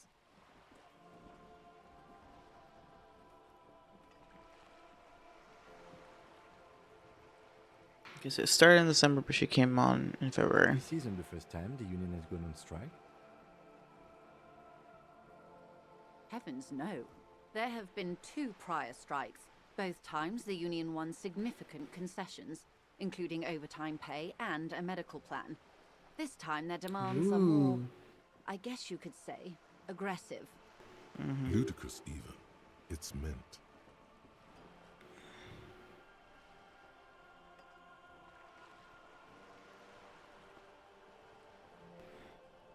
Mr. Clare told him to... how did he put it? Fuck off, midget. Gaumont is short of stature, you see.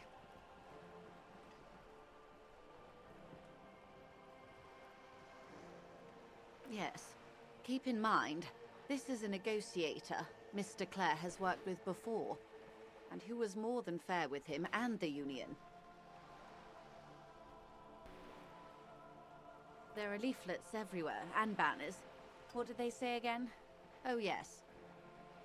Every worker, a member of the board. Most of the workers probably don't know what that means.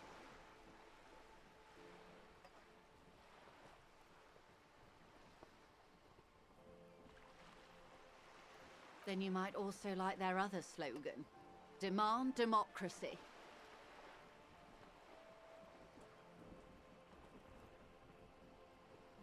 God, I'm having fun with this. Personally, I agree. It lacks the pizzazzo of every worker a member of the board. It's quite simple, you see. Every time the Wild Pines group makes a decision about what, about anything really, it needs the signature of each of the 2,200 workers in its Martinez terminal. Just so you understand, this is but one of 22 terminals owned by Wild Pines. Essentially, not only are they kings of the company, they are also kings of the 72,000 employees of Wild Pines Group.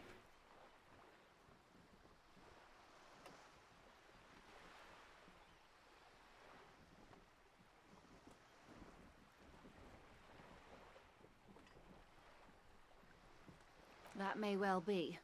It's not up to me to decide who is king, but as negotiations go, it's not a swell start. I'm not sure. Naturally, I assume that was just their opening position, a hard-nosed tactic with a side of mockery. But there's been no follow-up, just the same nonsensical slogan repeated over and over again.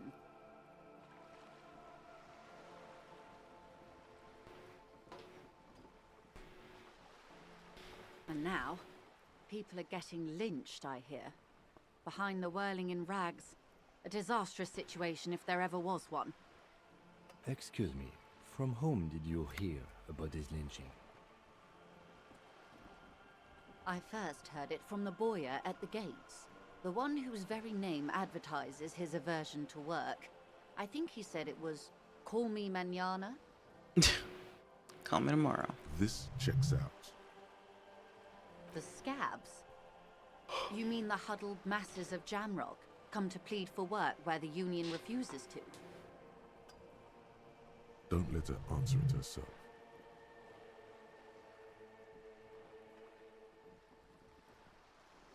If these strikebreakers were organized by Wild Pines or its affiliates, then it would be a company secret. I could not share it with you. Not yet, at least.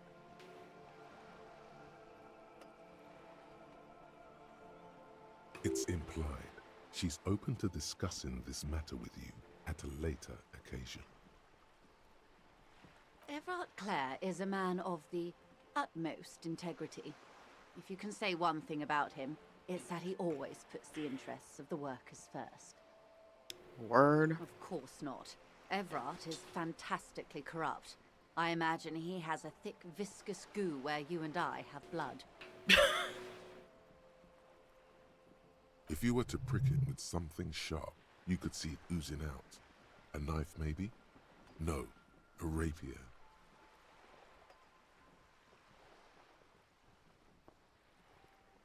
Oh, heavens, no. We get along just fine. Yet, now that you mention it, I can't stop imagining that black treacle just dribbling down his double chin.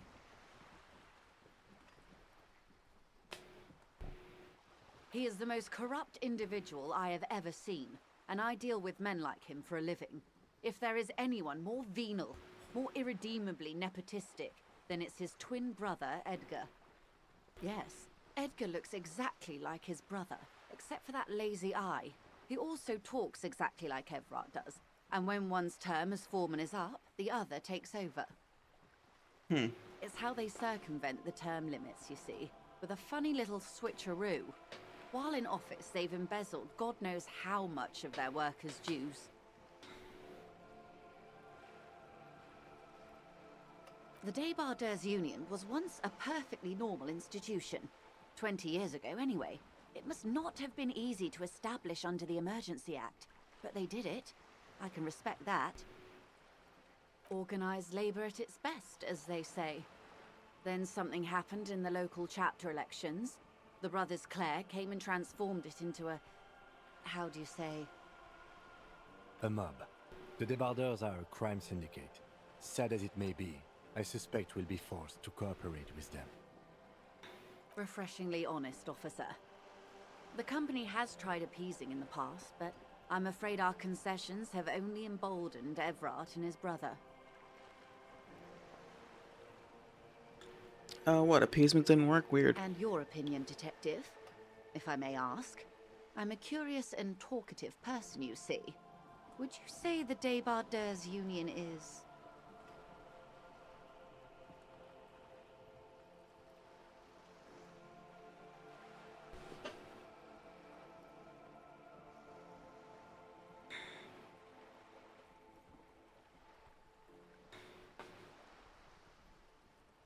I don't want to say basically a socialist mob because that sounds like I don't like socialists, and I definitely do like them. I am one. in the context of the game. I don't know if I'm in real life, but you know, whatever. I'm playing this character as a socialist. Communist, really. I'm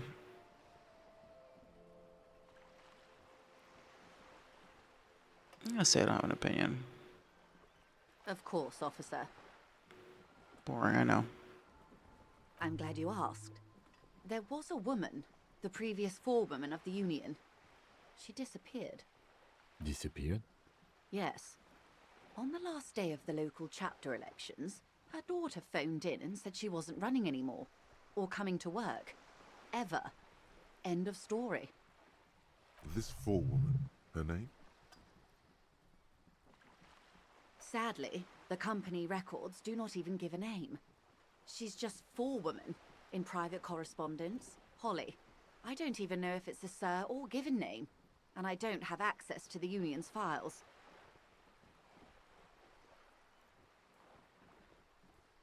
Downright haunting, if you ask me.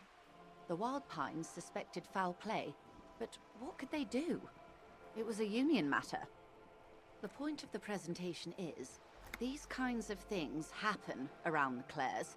Watch out when you're dealing with him. Thank you for your concern, ma'am. We'll be just fine. Of course. How else can I help? Quite a few things, I'm afraid. The information I'm to share with you includes sensitive trade secrets. For the sake of my employer, I have to ask for your names and badge numbers. Of course, ma'am. We should have introduced ourselves. I am Lieutenant Kitsuragi from Precinct 57. And this is my colleague from Precinct 41. I'm afraid he doesn't have his badge at the moment. I hope mine will suffice. How curious. Why is that, Detective? 'Twas stolen by some artist, surely. Best to pin the blame on them. Everyone knows you can't trust artists. Everyone knows you can't trust artists. They're nearly as bad as clowns.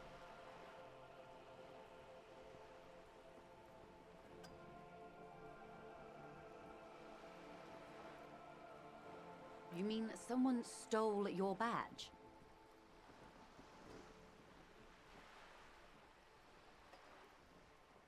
Some Arlequinos, you say? I'm afraid what I need to tell you is anything but fun. I really need to discuss it, however, with the RCM, and I need your badge for that. Unbelievable, sire. Even the Arlequinos didn't work. I see. So, are you saying you lost your badge during the course of this episode?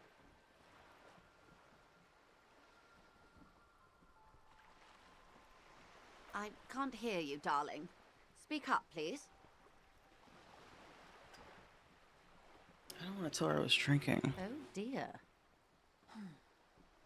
Some kind of encephalopathic amnesia. I don't even know how to respond.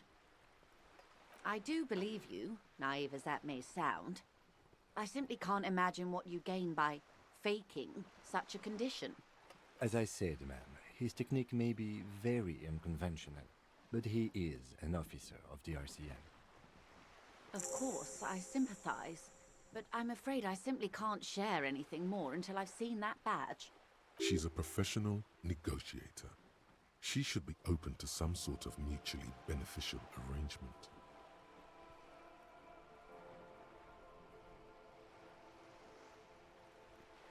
Of course. But before we do, officers, let me be perfectly clear. The situation is extremely volatile. The sooner we can speak about this lynching business, the better for all of us.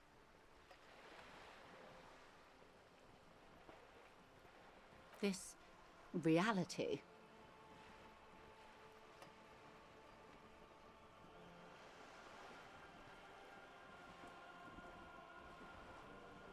That's right, because she's rich and I gotta ask rich people about the world. Reality is your side case. An experimental side case.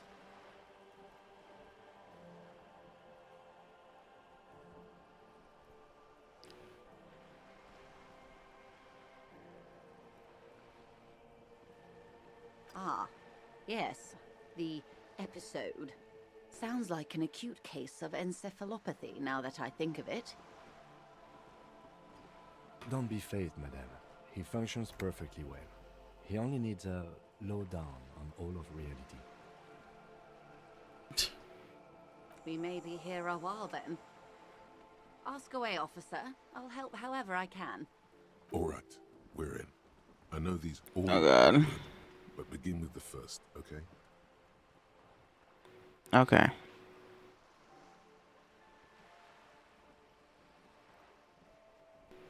It's a slow burn. I get it. It's a slow burn. There's good moments. There's moments where I'm like, oh, that's interesting. Oh, that's cool. But it is largely a very slow paced game, which is fine. I was playing Cyberpunk before. And now I'm like, slow down.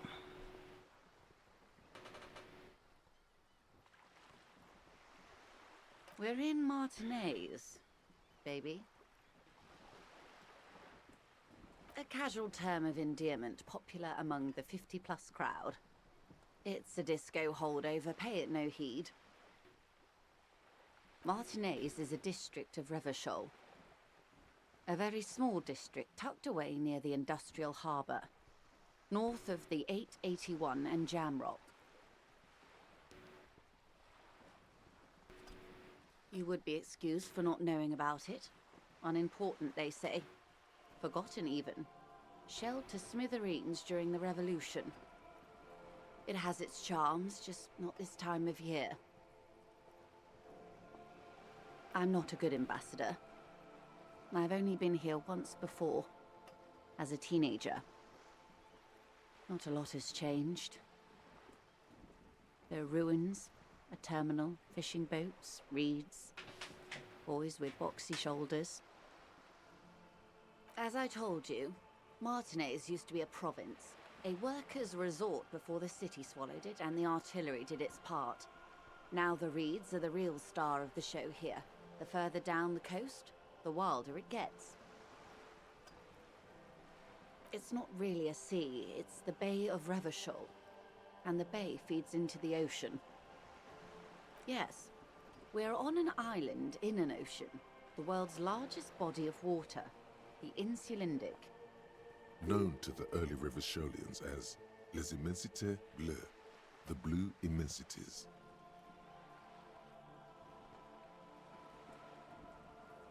Caillou, as you already know. Imagine a pebble. A smoothed-over pebble amidst a great blue sea, misshapen, cracked. The cracks are the River Esperance. We're in the delta of this river, on the 6th branch, the Martinez Distributary.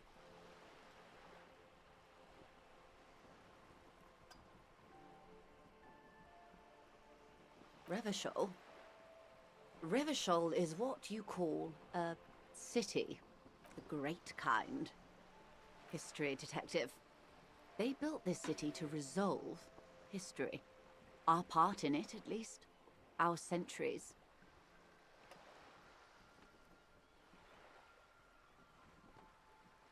In the DeLorean century.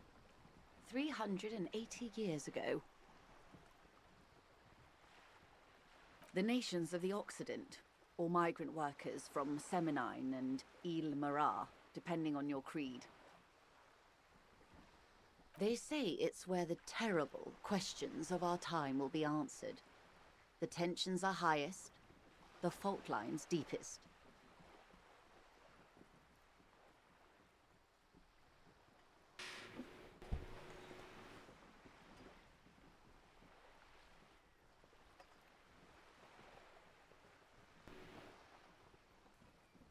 By that I mean conflicts. Ideological conflicts. The stuff of men.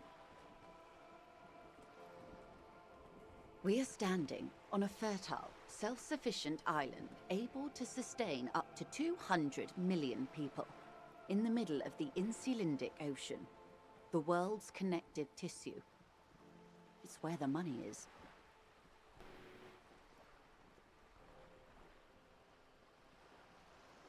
I think it's fair to say so. Martinez is about 22 kilometers from the center of the world. That soldering iron is the bank of the world building. The bottom floors are Insiacom, coalition government, Insulindian Mission Command. Silence. She lowers her hand. The water, the light. It's as though you're seeing it for the first time. There is no recognition, only the immensity of the sea and the cold radiating from it. She observes your eyes scanning the horizon, then breaks the silence, slowly. This is one thought you need to complete. Where are you? Was there something else you wanted to know? I remember something about a lowdown. This has been informative. Thank you, ma'am. I'm sure my memory-impaired partner has many more questions to ask, about even more fundamental aspects of reality. Might I suggest not asking them all right now?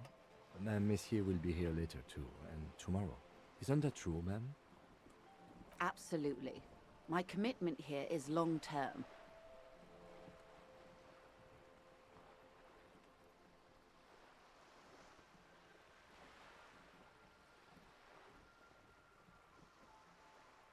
It's better not to eat all your candy at once.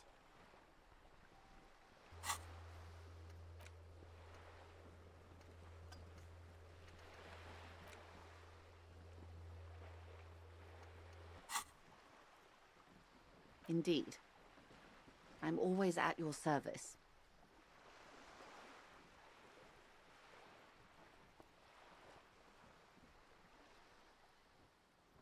These are unimportant times, Detective.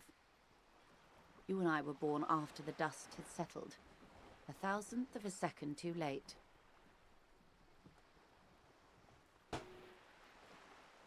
For the big time. The revolution.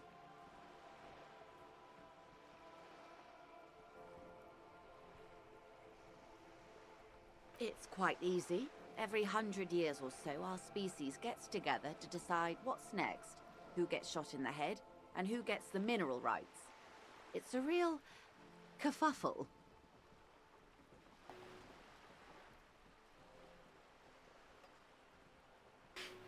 It's kind of a funny way to put it. Those would be the communists. Generally speaking, 40 million people got shot in the head during the World Revolution. But the communists, they all got shot in the head. Oh, and the anarchists too. They shot them well. So well, one forgets they even existed. She likes the totality of it.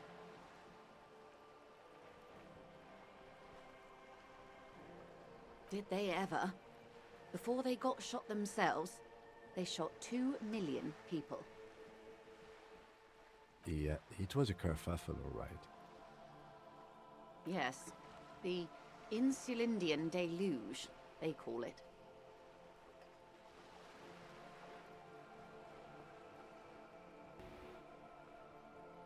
Oh, lots of people. Even the king got shot in the head, or thrown beneath a horse, or drowned. Accounts differ. It was unceremonious. Just as well, he wasn't actually the king. Just the king's nephew. The real king abdicated and lived out a long and productive life as a venture capitalist in Grad. Yikes.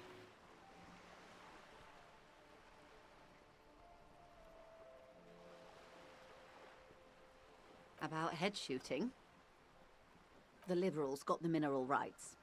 And by mineral rights, I mean everything. Liberals are usually middle-class people, Detective, or the remaining gentry, the beneficiaries of the pre-revolutionary arrangement. Some were rich enough to stay with the Constitution, with monarchy. Big mistake. Others bet on the revolution. They were called the ultras, or ultra-liberals. They fared well.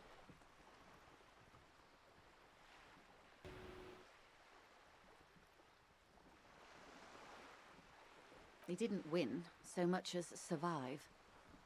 We were the last ones standing when the war ended. Everyone else got shot in the head, remember? We. She's one of them. Of course. To foreign intervention, the coalition. Those people really took the mineral rights. The liberals took everything that wasn't nailed to the ground. The coalition took the ground. The ocean, the laws, and the people. The Coalition of Nations. Grad, Mesk, Vesper, Messina, Oranje, and Sur-le-Clay. The armed center of the world. They landed here and ended the revolution. It was the moralist thing to do.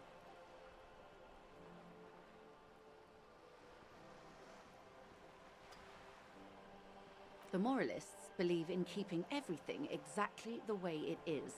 They believe in mineral rights, and not shooting people in the head.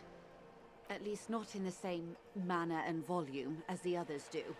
They are the long-standing provisional rulers of Revachol now, the coalition government. This is their zone of control. They embolden the RCM with crumbs of the same law they took. Technically speaking, you are a moralist. The color of moralism is blue. The official motto of Moral Intern, or Moralist International, is a blue forget-me-not, a piece of grey sky. Unofficial. For a moment, there was hope.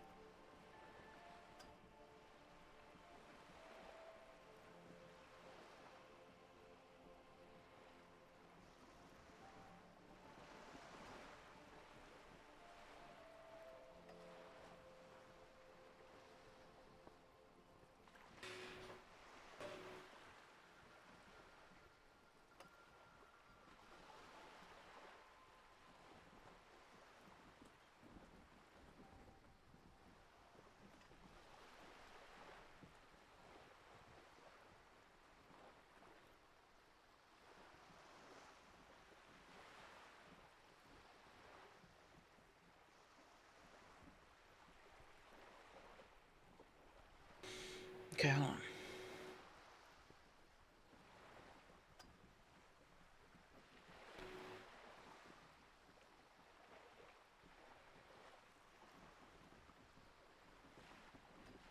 An almost endearingly moralist standpoint.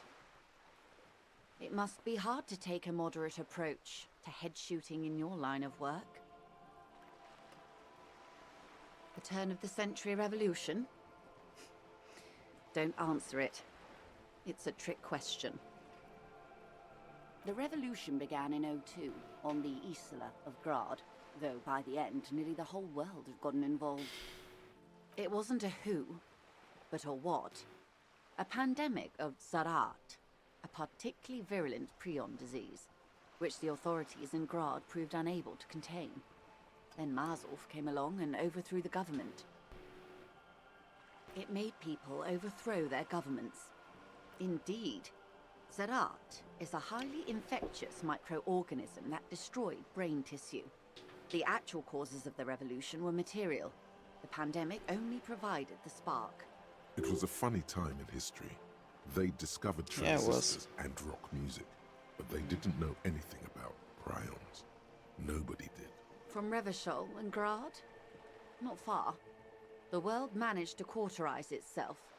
Mazov's government was overthrown in '08, and the coalition crushed the Revachol commune 2 years later. It was the end.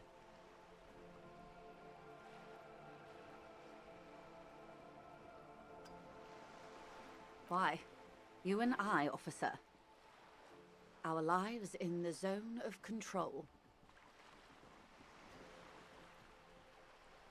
A city-state divided into free market zones under the everlasting interregnum of the Coalition of Nations.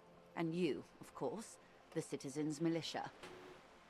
Man, am I struggling to follow this. The third incarnation of Revachol, after the failure of the suzerain and the commune. Modernity. They developed the marvels of the inter-eastlery communication. Telematic milieus, radiation, colored plastics. Meanwhile, in Revachol West, the aftermath continues for the 5th decade.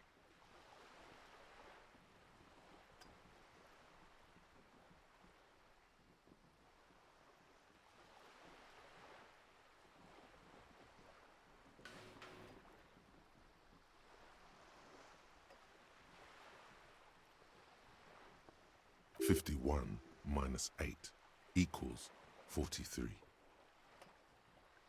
Time flies.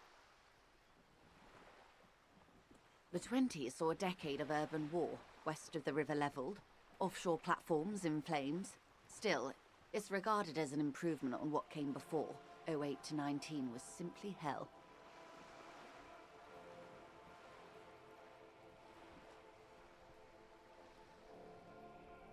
The 30s? Things settled down in the 30s.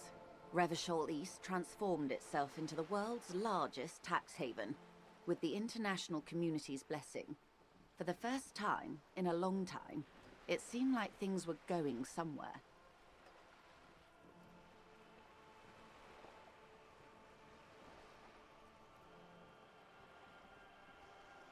All that untaxed income must have fueled the new. That can only mean one thing. No. It was a market mirage fueled by cocaine and quantitative easing. The 40s dispelled it like a cold splash, an Isla-wide hangover, you might say. And here we are.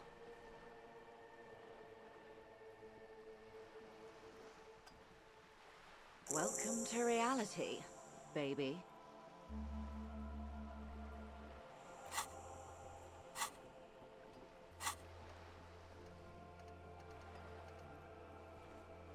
Yeah, I made progress on the thing.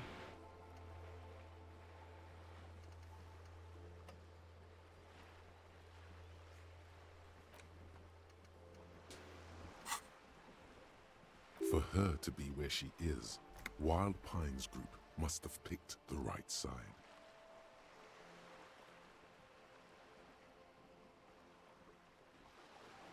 They picked the winning side. That's why they're here, and others are not. Perhaps it wouldn't have turned out that way had I been in charge. I might have bet on the king and led the Pines to doom. I would have sided with the cannons. If you'd seen the calibers of the things, you might have too. Perhaps it's better I was born when I was. 10 of the 14 Indo tribes got it wrong. Feld, Kupri, Tricentennial. So I suppose I would have been in good company.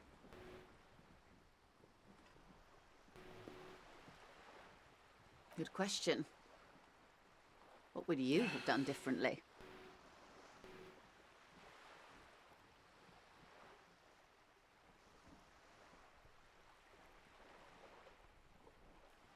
And I asked you, past less detective of the Citizens Militia, what insight has acute encephalopathy given to you?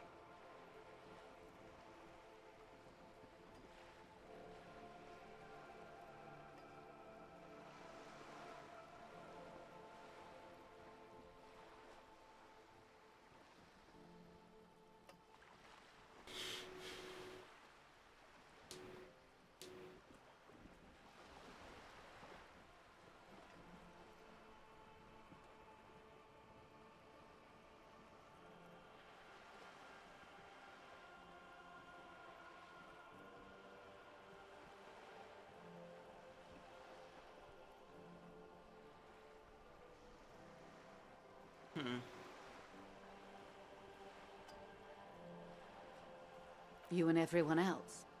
But that's got nothing to do with preventing the revolution. Oh well. What was, I guess. Good question. What would you have done differently? So a quarter of humanity simply lost their minds.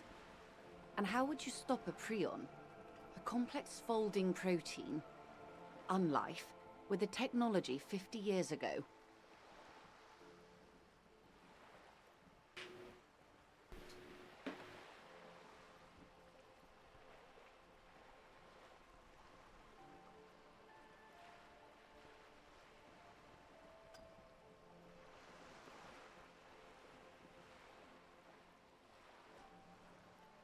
A poor remedy for prion disease.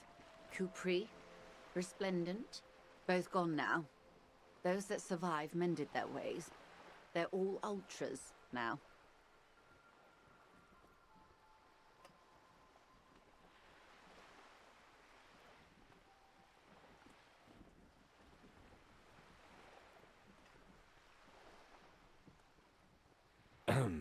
Opinions expressed here do not reflect the official position of the RCM. And what is your official position, Lieutenant? My position, ma'am? My parents got ripped to shreds in the revolution. I would have gone the same way. I was saved by being 2 years old. That's my position. The abattoir.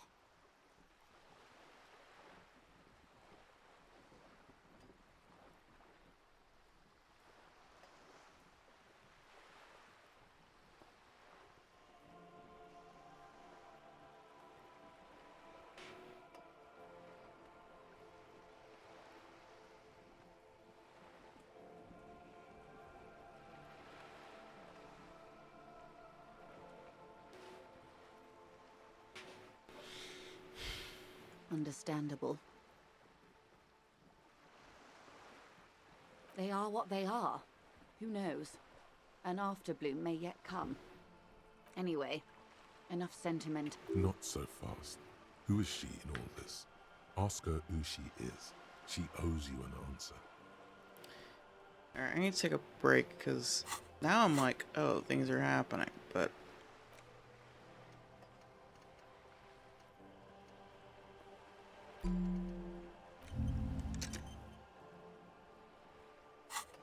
feeling a little out of it. Just gonna take a quick pause. We're gonna finish this extremely long conversation with this woman, and then we're gonna do something with the information that we definitely absorbed completely.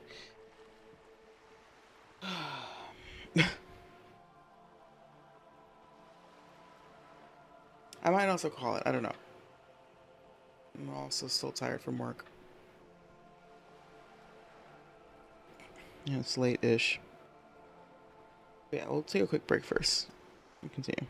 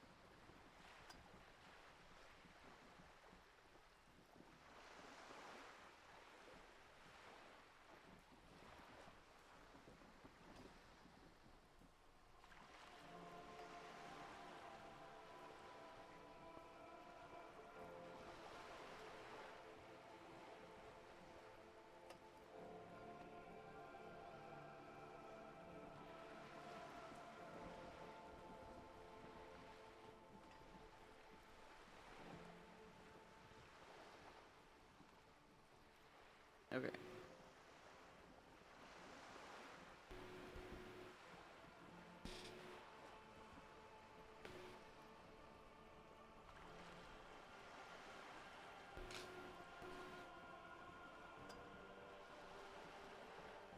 Whee!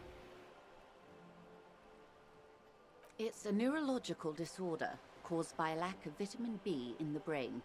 Symptoms include a retrograde amnesia. It's quite serious. You should get yourself checked out. Well, it's either bariatric surgery or long-term alcohol use. She nods slowly.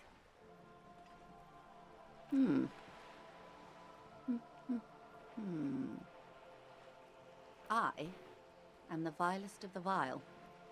A traitor, a devourer of nations and infants. It's gonna be a quote from a book. I am an ultra. She raises the corner of her mouth, smirking, revealing a canine.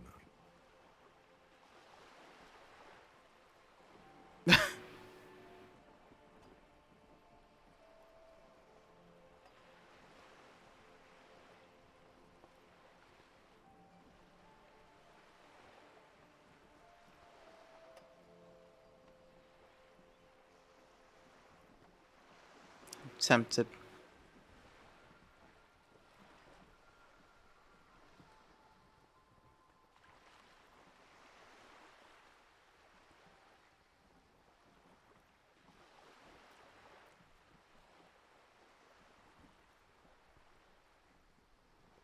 An ultra-liberal. It's a type of liberal. From the revolution. It's, not the moderate kind. Yes. I am the nether creature of the Forbidden Swamp. I pushed the king under a shit wagon and betrayed the revolution. My kind surrendered the nation to financial colonists.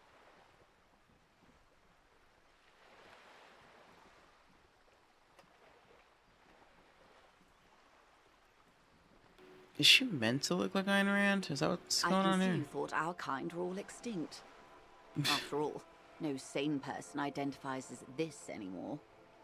Not in broad daylight. I can see we're not so different, you know. Tell me, now that I've uncoiled myself, do you find me frightening?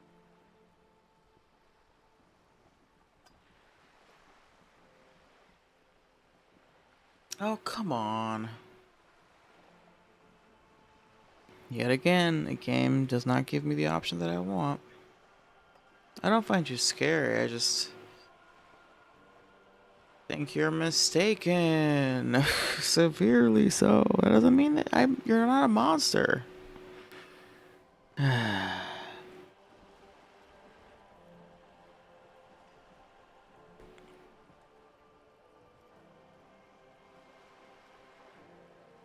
Hey, look, it's 1, 2, 3, 4 o'clock. That's it. Just wanted to point that out.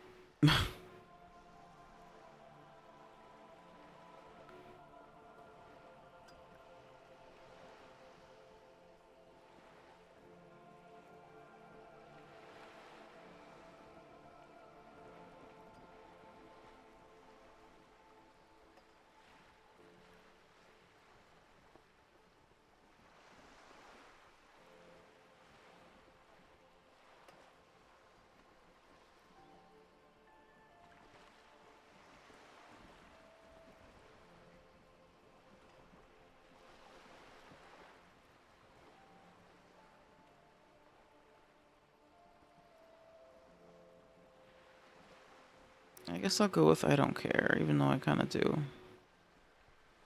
Nah, fuck it, you're a monster. That's a pity.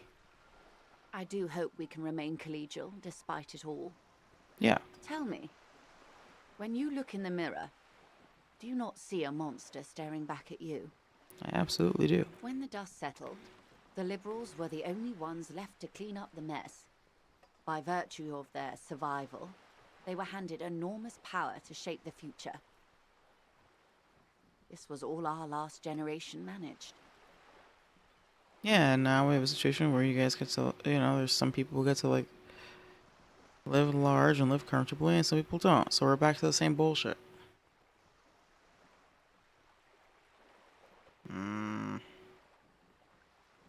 Would you have done something differently? With due respect to our overlords, the eternal caretaker government that keeps Martinez a monument to the efficacy of its artillery, I would not have relinquished sovereignty to the Coalition.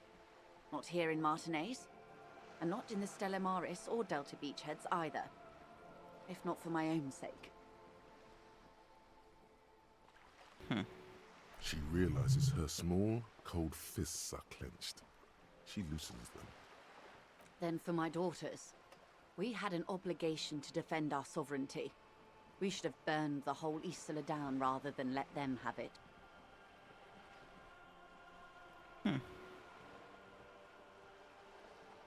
Yes, I suppose I am. But I wouldn't be a patriot anywhere but here. Seditious talk, man.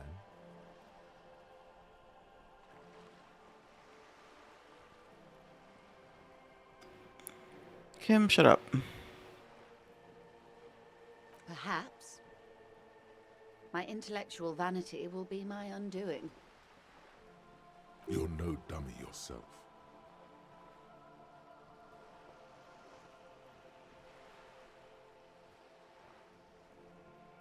A smart boy getting smarter, one basic term of reality at a time.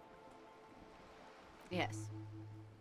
Whatever else I am, I'm also a mother and a wife. Now, shall we return to reality?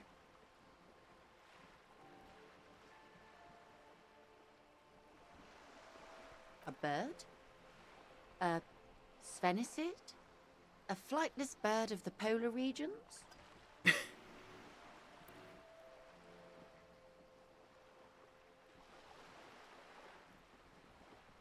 Some sort of krill hunter? No, wait. You're an ancient ruin. A symbol of hubris and decay. Half submerged in some salty sea. Of course you're not, my dear. I'm just terrible at guessing games. Ah. This is the pier of Rue de Saint-Ghislain, 33A, where the tenants have been kind enough to rent me a slot.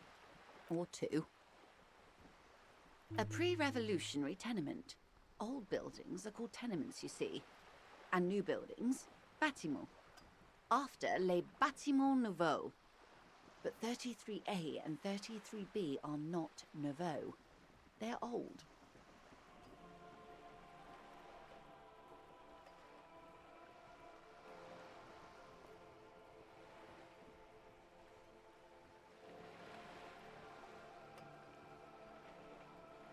This one used to be 8 to 10 stories tall, a real high-rise by the standards of the last century.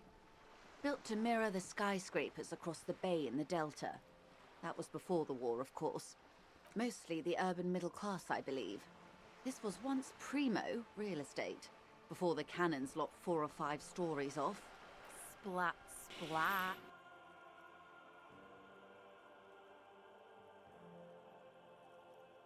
Wonderful.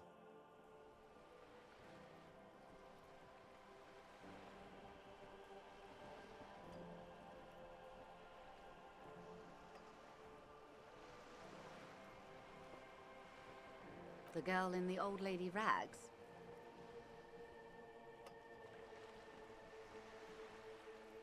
Ah, yes. There's something very satisfying about discussing the fundamental fact. The girl in the old looks like a sullen and rebellious member of a teen infraculture. Yes, you and I belong to the supraculture. We're common, the herd. The music on the radio, the food in the chain restaurant, those are all too popular for the girl in the old lady rags. She prefers a fantasy world, an infraculture with its own dress code and vernacular. It is an illusion, I'm afraid. There is no refuge from the supraculture.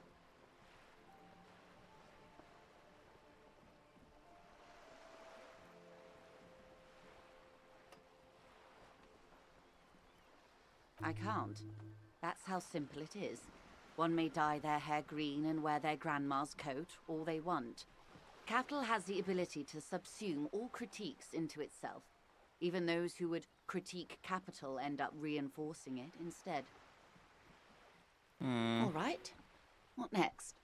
Suddenly, you're not so sure you're part of the superculture. Yeah. And what would that be? Ah, yes. That is what counts, I suppose. For my part, I was more of a new girl. The new. A cultural era. And the name of the decade it ravished, the 30s. It came out of post-revolutionary Revachol. It was ultra-liberal. It involved lots of partying, as you might imagine, and champagne-colored everything. By the looks of it, that would have been when you came of age. Now.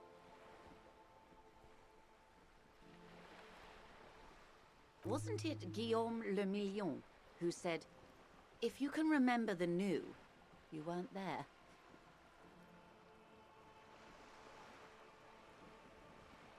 Ah, yes. This is not very central to reality, is it? I can't be 100% sure, but I believe he died due to complications from venereal disease. Are you sure you didn't die of autoerotic You asphyxiation? can't get a venereal disease from that, can you? Just answer that question. All of them. Ugh. I'm afraid no. But then again, one can't be entirely sure. It's all part of his mystique. Ask someone else and you may get a more champagne-colored take. Anyway, what other basic facets of reality should we discuss?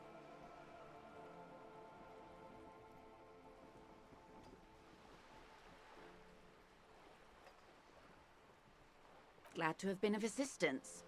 The little that I know. More lessons in base. Glad to have been of course, detective.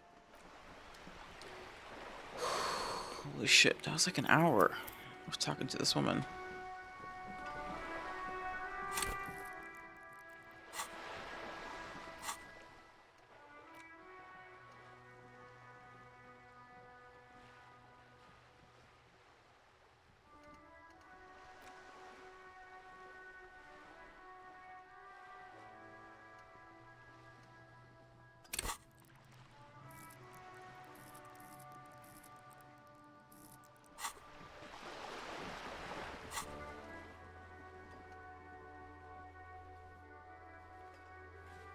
My commie score is through the roof.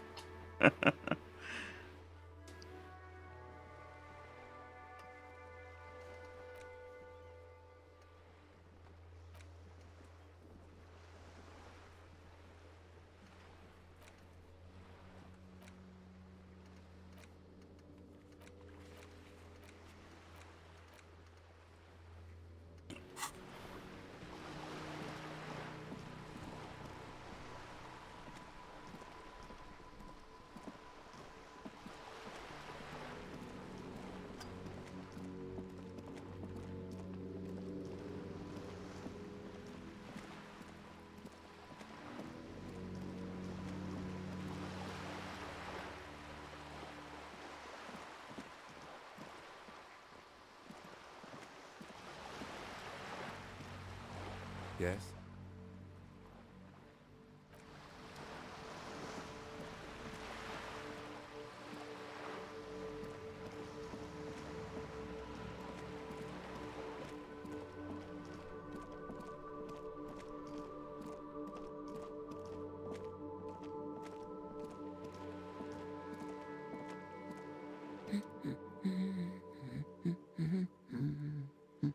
I don't mean to disrespect, sir, but you are being a bit of a cockatoo here. For what it's worth, I agree. But cockatoos can't be stopped when they get ladies. It's better to indulge him at this point. I don't even have a cockatoo. And guess what? It's a trap. Never ever say what. Great. Nothing. Go read up on them if you're so interested. There's a great book in the bookstore. Maybe you should. What if the cockatoo is your astral captain? or your heraldic bird? Wonderful. The store is open. No, absolutely not. Are you a policeman or a nanny? They are not missing, sir. You know where they are. They're at home, smoking, given the ladder of vices. I see. You step in and close your arms around this foreign body, wandering astray in touch. There's a small movement beneath your hands as you shut your eyes. Then a tiny voice breaks out and asks, What is happening? She seems to be confused. Your hands are wrapped around her polyester coat. The fabric feels cold, moist from the sea nearby.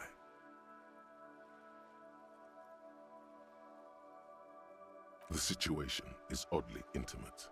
Your cheek is pressed against her shoulder. Her hand is trapped between your chest. 5 seconds pass, and their passing seems so unimaginably long. Then she coughs and says again,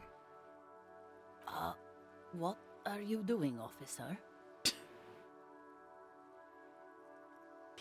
I'm fighting for the working class. Fighting for it how? Hagedeki bourgeoisie either way.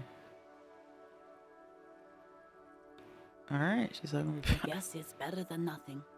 Keep fighting on, my fellow comrade. Is there anything else I can help you with? The woman before you nods and returns to her reading.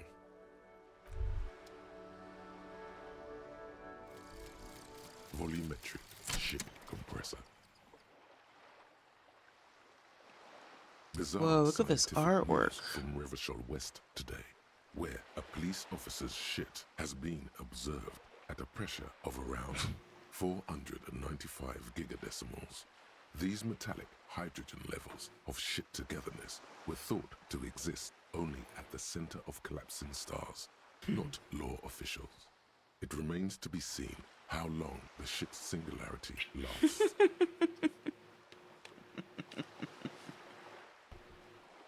This is funny.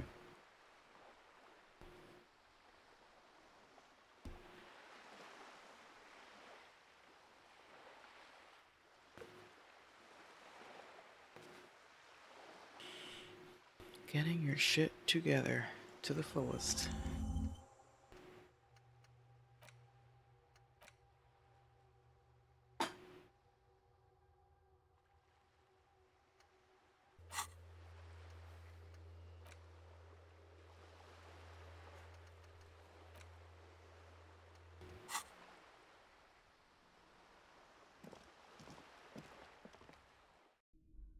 Alright, I'll read about fucking cockatoos or whatever.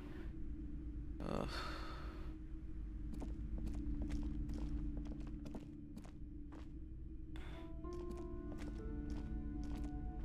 A sulfur-crested cockatoo sits on the cover, its beak slightly open.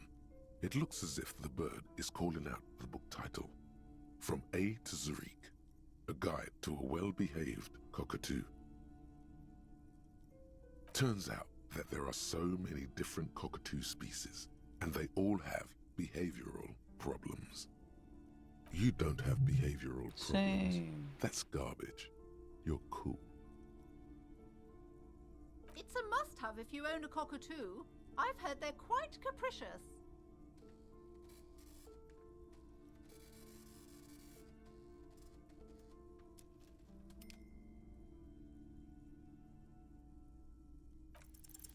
Slowly. Damn it. Move your hands toward the tome of cockatoos before Goodies. I think not. Oh, a nature enthusiast. Good choice. We do because we're fucking broke, dog. Fuck you, game. It's annoying.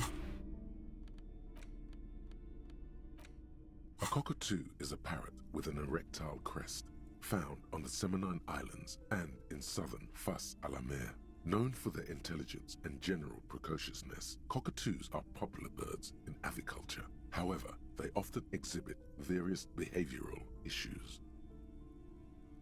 This book talks about the delicate nature of twos, as well as introducing some of the most popular species among the bird enthusiasts. The funeral cockatoo, the major majestic cockatoo, and the most common bang bang cockatoo. It's colorfully illustrated.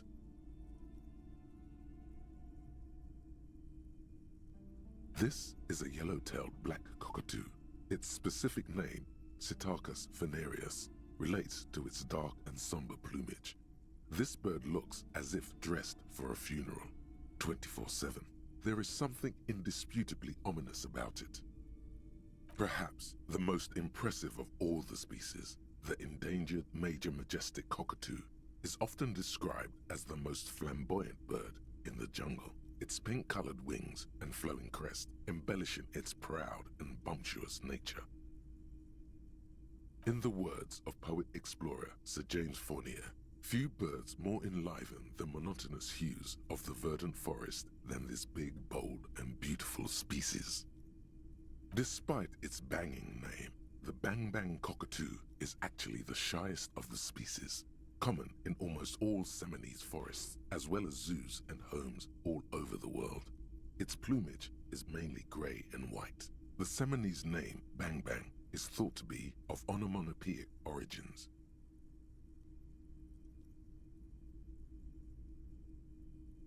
Where to even begin?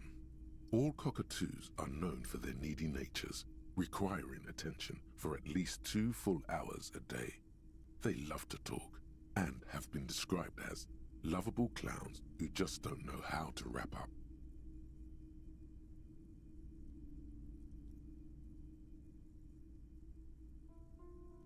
Pet owners also report moodiness, loudness, and hostility as recurring issues. If left unsatisfied, cockatoos may scream non-stop, pluck their feathers, or become aggressive. It is not recommended to get a cockatoo if you're not able to cook them food every day and give them the full care that they need. These birds will never understand that you have a life of your own. You're right. Cockatoos are magnificent creatures.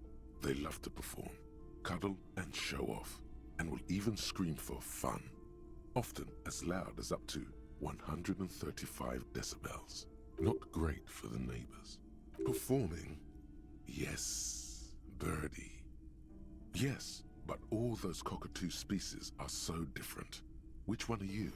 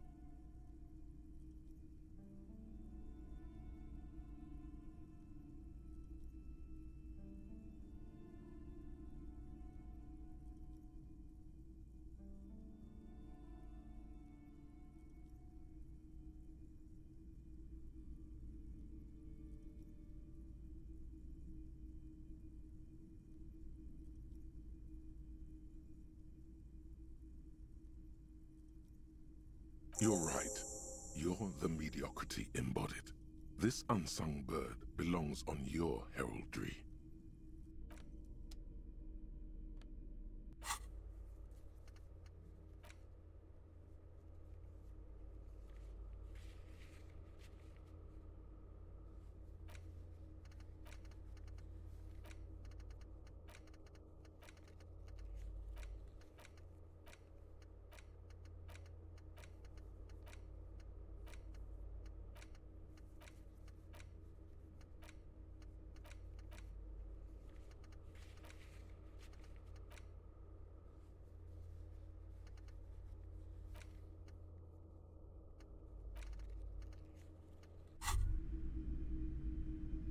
Wow, so someone's been a little boring. Yes, my standard liege. Someone's seen all sorts of wild ideas pop off and thought, I'll take the Damn. boring one. The regular, please. The brown. I feel like I have been doing that, and that's fucked up. The game is calling me out. This is crazy.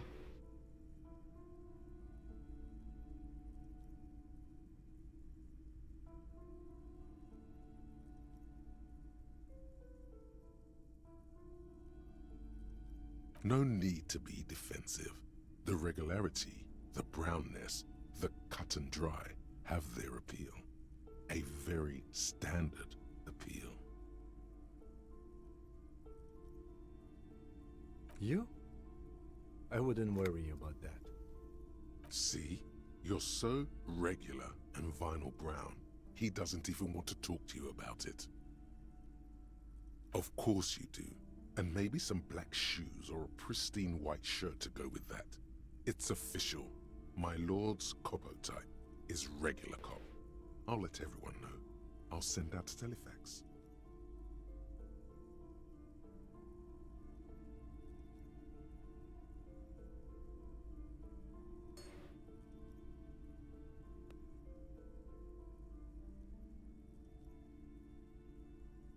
Yes, the type of cop you are, sire.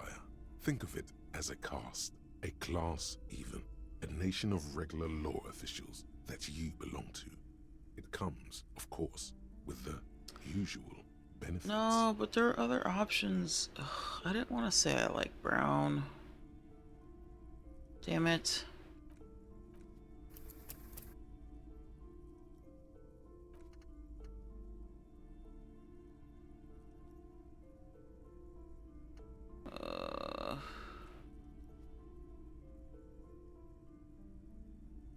Good, good. Of course. To outright declare yourself something does seem a bit too interesting now, doesn't it? I won't trouble you any further.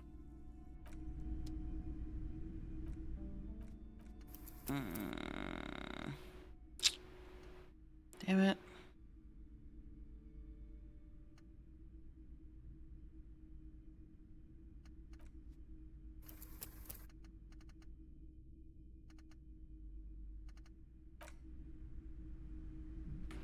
I should have saved it before that. So you can sometimes like all those options. I guess this one is dialogue. I thought that it was gonna let me pick all of those options since I picked one. I hate that. I don't want to characterize my character as just like boring. I like brown. That's not what I wanted to say. I would have said I'm just doing my job or whatever. I gotta say, like, this game has decidedly, like, I have no idea what matters, what doesn't, what affects what even is what. I don't know what's important. I have no clue. I'm just kind of going through it. Which, frankly, is part of why I find myself getting a little, like, almost like bored. Not bored, but just, like, I'm just so, like, I have no idea what to expect at all. I really want to do this, the observing the body thing. Keep finding new things to do. And I'm like, damn, what the fuck is happening? I just have no idea. There he still is, looking right through nice. You with his white eyes. The body below is entirely dedicated to that corpse smell. Emitting it is all it does now. As you breathe in, the odor comes over you. It's a smell of the mind telling you to run, and your stomach to wring itself empty. With your hands at your sides and your eyes squinting, you stand in it. It's a puzzle. What's hanging in front of you is a puzzle of decaying flesh, tattoos, and tendons.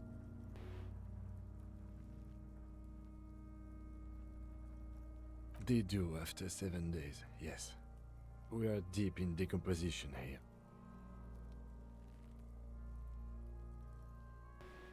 The man before you is naked, but for a pair of underpants and enamel boots. His skin is greenish, marbled with decaying veins, and blotched by lividity. A fading web of tattoos covers his chest and shoulders. The cargo belt used to fasten him to the branch above appears industrial in strength.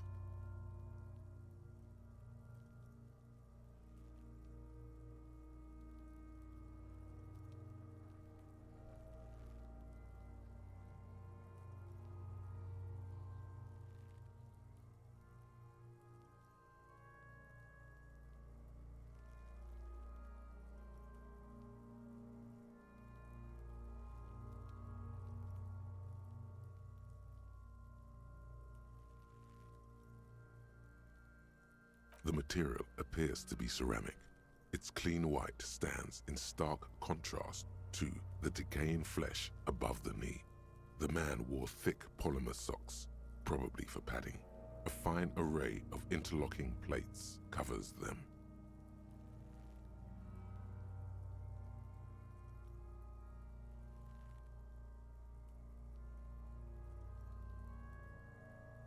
Delicate and fragile, they feel alien to the world around you, out of place somehow.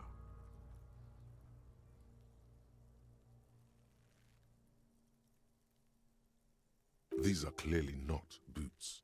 They're armor, possibly part of a larger set.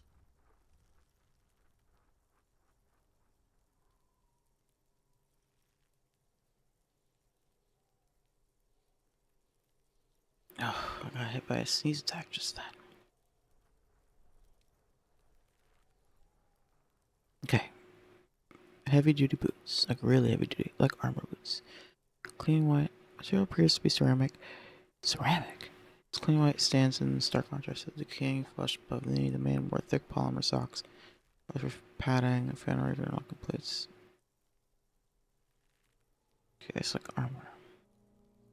So just boots, aren't they? This is the armor he was stripped of. Indeed. Technically speaking, these are sabatons, not boots. Sabatons. Oh, the lieutenant uses a memo technique A6. That's not just any notebook. It's a classic. Are you using oh, what was that shit called? Oh no, what were those called back in the day? A moleskin. Is that what it was called?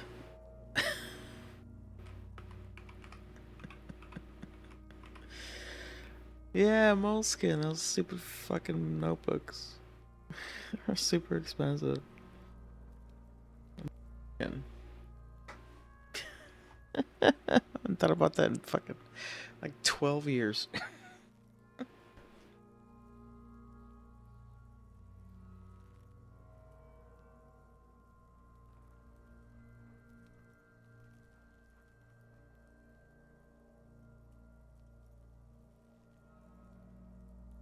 It's all you, baby. Ceramic plate. Zirconium dioxide, most likely. This is where the make would be. I will say this, it only just occurred to me that, like, I need to be cognizant of, like, when the option has the quotation marks on it. That's what I'm speaking. Then sometimes you get options where it's not the quotation marks, and those are just internal thoughts and, like, you thinking and thinking through things. And it just hit me today, like, oh, I need to be mindful of that. That's why I was like, it's brown. I mean, that makes sense. That was like a thought process internally. Anyway. Under the hill. Fair weather. Fair weather model T500VE. I'm guessing that's vitreous enamel. This is advanced stuff.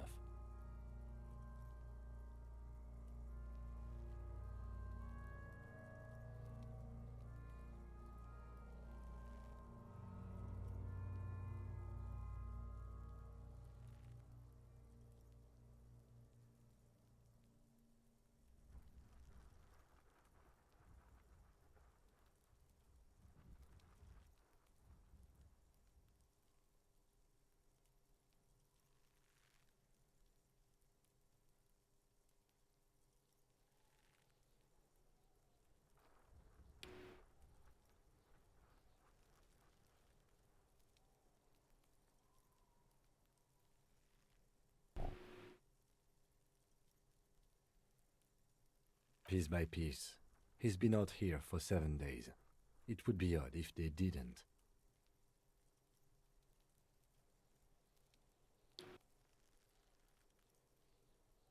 Okay, yeah, I see like the white boots he has. Yeah, exactly. We should Like, keep a lookout for these species. The armor could yield information. This is one thing he might actually know.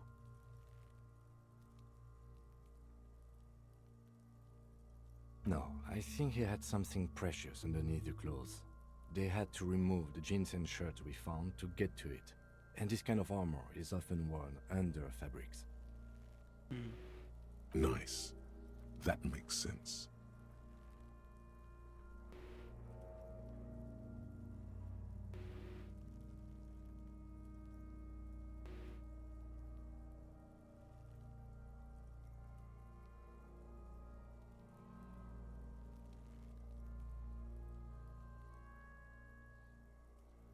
They usually hang them completely naked for that.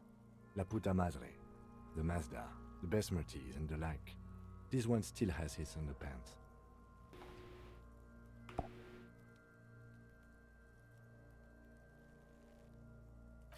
Fucking talking about underpants.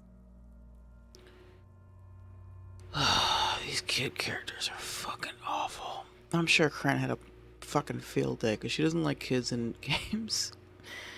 And this fucking Kuno kid, I want to fucking kill him, I swear to God. Kuno would like to interject something here, but there's not enough for him to hold on to. Yeah, see, yeah, so like, quote, and there's an action. Knock on the boot. Pull the boot off. Then, there are times where you're, like, talking to yourself, essentially, because, like, you're doing, like this is rhetoric. Sometimes it's, like, drama, blah, blah, blah, blah, and then, like, you respond to that prompt in your head. It's like your internal processing. It's interesting. The Kuno is demon indeed. I mean, my God, do I want to punch him in the face? Good Lord. What an annoying kid.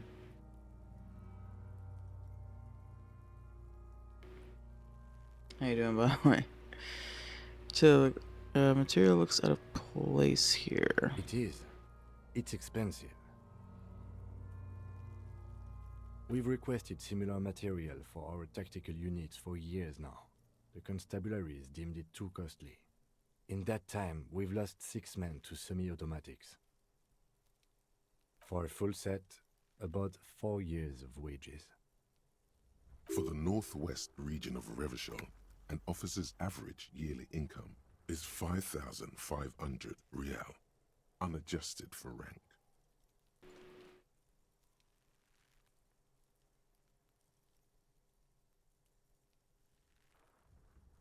Yeah, 4 years wages is 20,000 to 22,000. North District Universal. So I take As it. a wage, it's regrettably small. But for a piece of hardware, yes, that's a lot. Yeah. How could this man afford it? That's for us to find out. My initial report on the area suggests he was a security guard for the harbor company. But that's just hearsay. It's your report. Just something I scraped together from my station. An area report on Martinez. I'm sure you did the same. Yeah, sure, yeah. Mm-hmm. I agree. This equipment is way beyond what a guard can afford. A small bell-like sound fills the air, like tapping on the side of a porcelain cup. It's anything but. This material is a kinetic redistributor. It spreads kinetic energy horizontally, from plate to plate, dissipating it entirely. See? Horizontally? Faint, organic lines cover the plates where they separate into smaller ones. These plates then divide into smaller plates until there are hundreds of them altogether. Like whirls of floorboards. The design looks organic, influenced by highly resistant wood materials, like lignum vitae and ebony, perhaps. Does this remind me of? If trees were made of porcelain, this is what their cross-sections would look like. The smooth, glossy surface fractures into ever more intricate interconnections, peeking on the right sabaton, where you notice. The whorls are in the shape of a letter and number combination, E50, 100, 1000. Good. Can you read it to me? X5415 6745 678 Let's lie. Oh, stop it. That doesn't sound like a serial number. Where's the structure and logic of a line of manufactured Wait, projects? what? Well, no matter. We should run it anyway.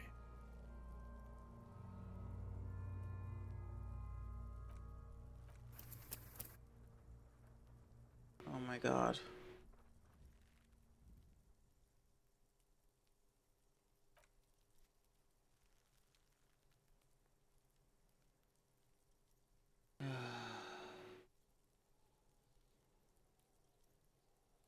I thought that I misunderstood what was happening.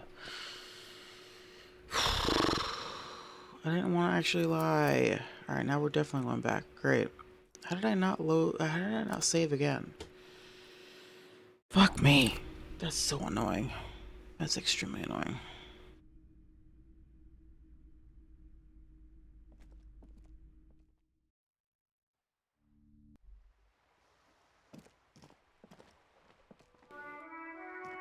Did I do the weird hug with her? No, I didn't. I didn't do the weird hug with her yet.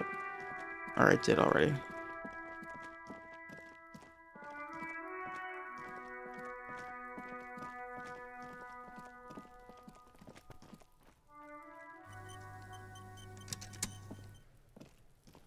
There he still is, looking right as you breathe in.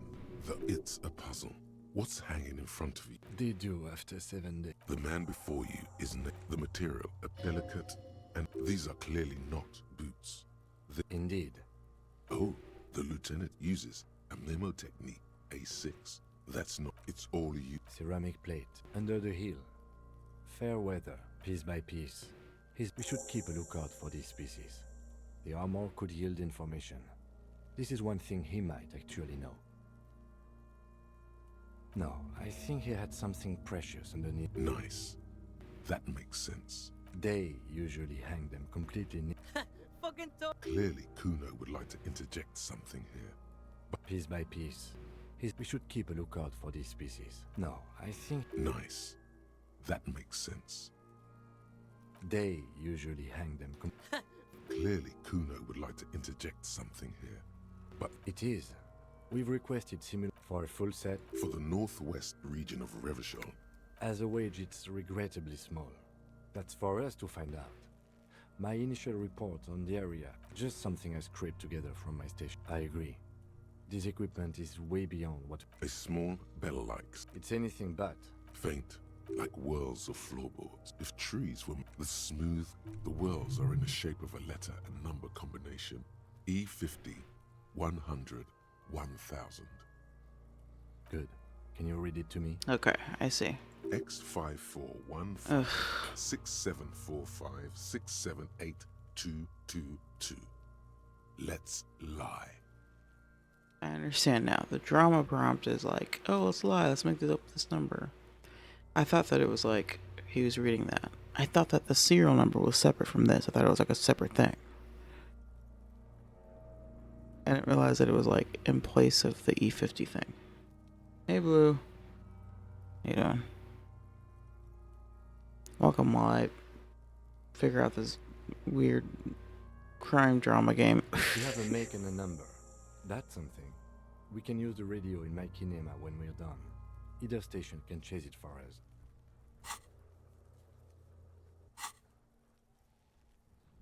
The stench fills your nostrils. As you push downward, an ominous creaking sound comes You're doing from well. above. Happy Friday. Stop! Pig's gonna pull his head off. Brutal! You're going to pull his head off. Do it, homo!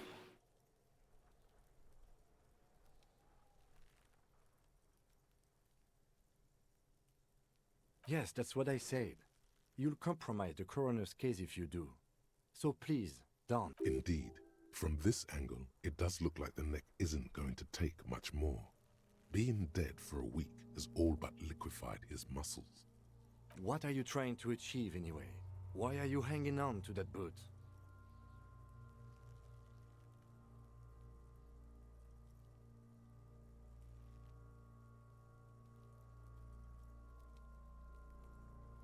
Try what exactly?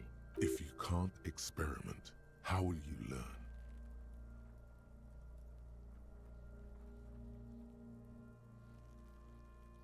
I don't think we should do anything just for the hell of it. Besides, there's no way you're getting them off. All the organic matter in his body has been flowing down into the boots. They are fused to his feet now. Why do you think the locals haven't scavenged them yet? There might still be a way to peel them off, but first the body needs to be down. And second, it would probably be better if the lieutenant wasn't around.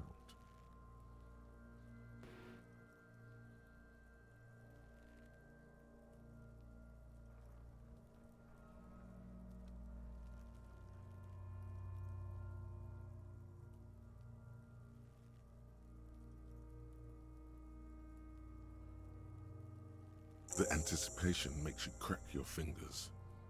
Feels nice. Nice and cracky.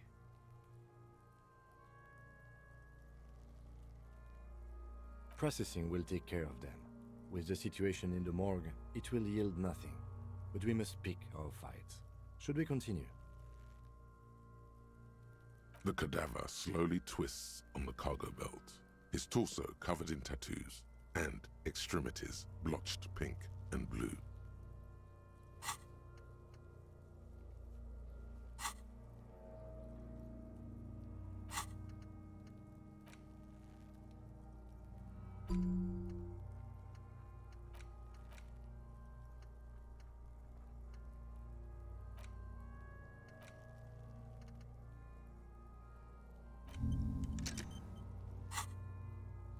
The hangman's knot is pulled tight by the weight of the corpse below. Yellow, hard-edged polyester cuts into his neck. Above, a sliding buckle ties the belt to the branch. This is a steel-reinforced cargo lashing belt, big brother of the regular cargo belt. It's used for tying cargo under six-rotor airships. Airlifting. I thought it was used on lorries for strapping cargo to them.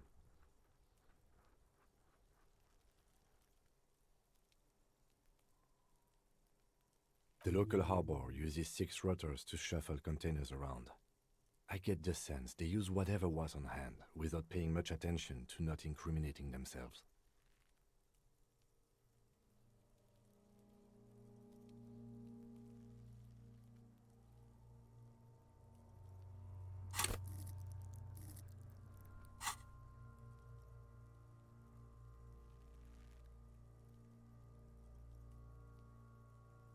I'm still approaching this as a lynching, yes, motivated by the ongoing strike. You?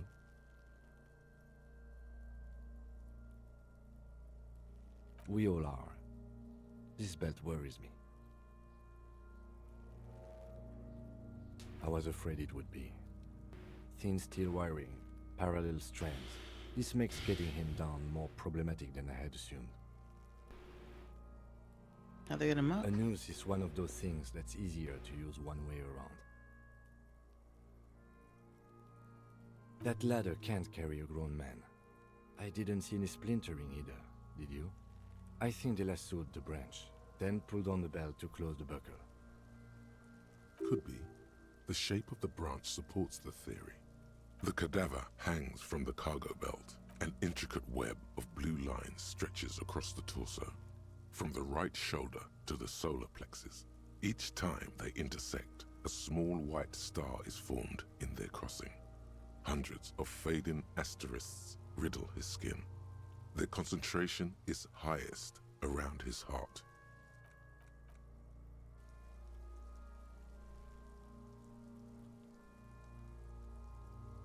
Of no nation that I know of. If anything, it reminds me of religious illumination, last or penultimate century. Men who live harsh lives often turn to innocent worship. But which one? I see no trace of a humanoid figure. I agree. He takes a thin piece of milled aluminium from his coat pocket and pulls it open. Sounds like a sword being unsheathed. A small lens appears. Some sort of camera. A Trigger Sunshine. Mini. Triggered is the world's leading manufacturer of intercommunication devices, primarily projectors. The camera before you looks familiar somehow.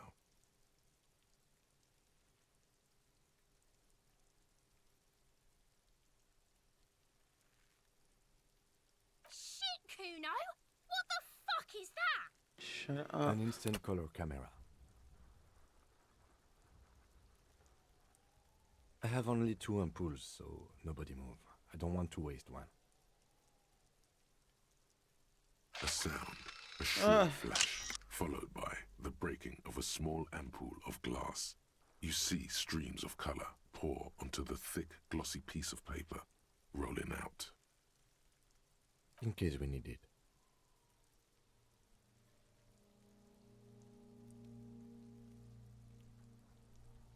Yes, it is pretty cool, isn't it? There is only one ampoule left. Use it wisely. It contains insight to the victim's person. By his build, I'd say this was a man of physical violence. The story he wanted his body to tell was important to him. It is his letter, to us. Someone should decipher it. We'll need to show it around. Sure, just don't lose it. The glossy-eyed corpse looks by, his mouth mute and his skin as colorful as the chemical rainbow on the photo paper, teeming with opportunistic organisms. His eyes are milky white and blind to the world, protruding comically from their sockets. There is no one home, just subaquatic terrors there. Dark brown hair grows on his head. His face is ready to explode from the organic processes inside. The death's head grin has passed. What remains is an unrecognizable mess.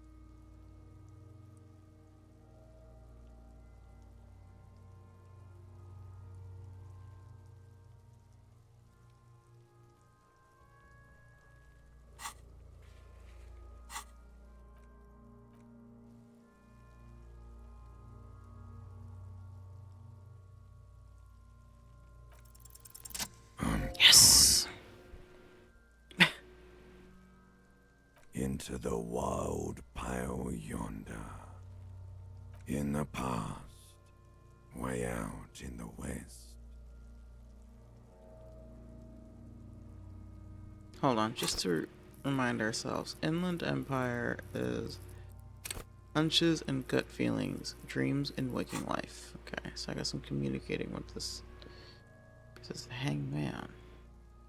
See your god, but who are you? I'm a joke. Look at me.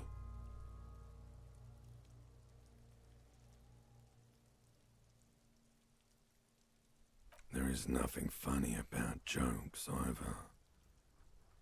A killer, a motherfucker, and a killer. Go ahead, Cobbo. What do you mean?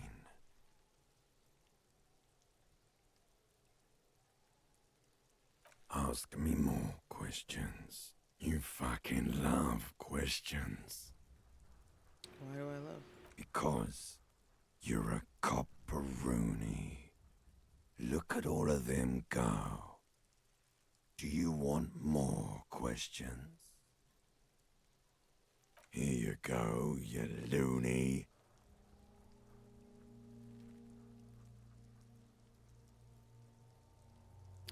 Why do I feel like I've forgotten something terrible? Because you have. Fuck no. You're no Rooney.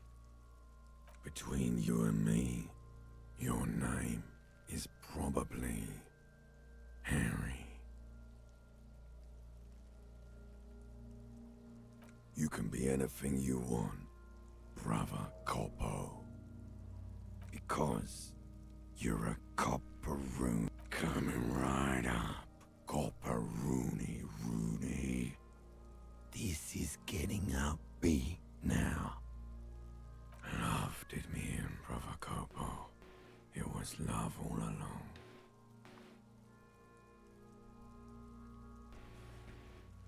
Sure, Lobo. I can ask you a question. Why are you doing this?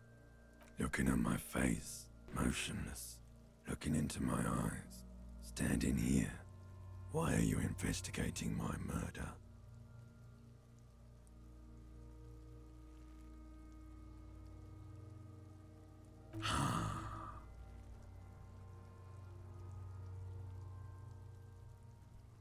Something is on its way. Something hidden. It's coming. A miracle from the northwest, and it's almost here. You can feel it in the air, on your hands. The cold spring air smoothing them over.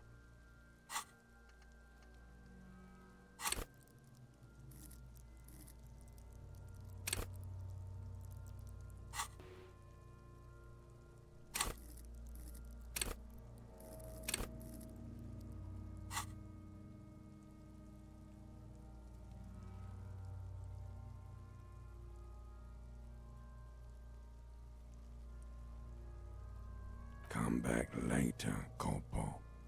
Amuse yourself with my frank manners and my memento mori features. If possible, also, see me in your dreams.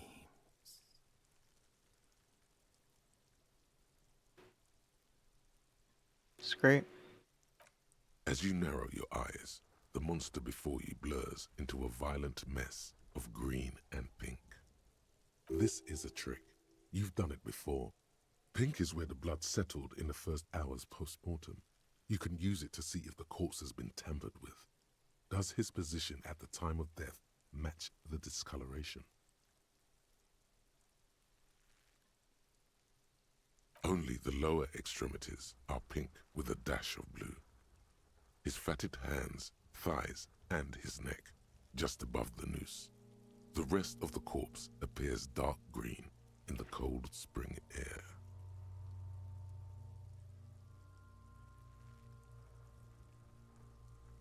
The cadaver slowly twists on the cargo belt, his torso covered in tattoos and extremities blotched. As you narrow your eyes, this is a trick. You've done it before. Pink, only the lower extremities. I see it. His neck too. The lividity goes right up his chin. We have good, well-pronounced discoloration here. The monster comes back into focus, an explosion of color, coursing with dark marbled veins. His stomach appears pregnant with something. Black liquid streams down his thigh and onto his boot. So, what do you think?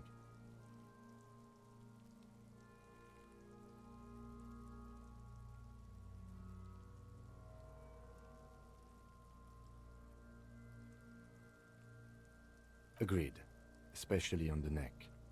The belt acted like a tourniquet, keeping the blood in his head. The hypostasis supports a hanging.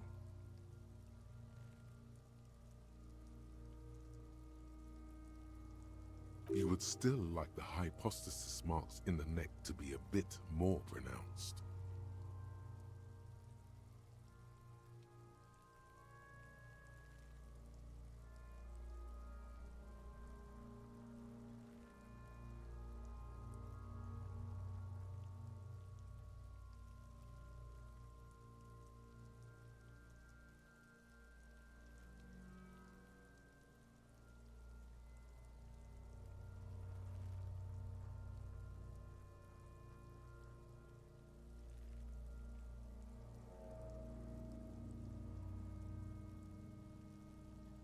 There's always a chance.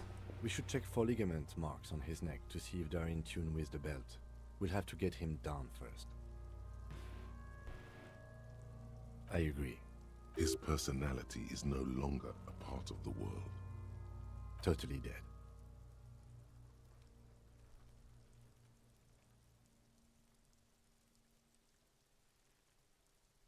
Sure, the corpse looks by, oblivious. Black decay liquid drops from his knee to his boot. A pool of blood and feces has eaten into the frozen mud below the man's feet. Purge liquid is dripping into it, drop by drop. The victim appears to have contained no more than half a kilogram of digestion at the time of death. The fuck he's saying? Talking about shit.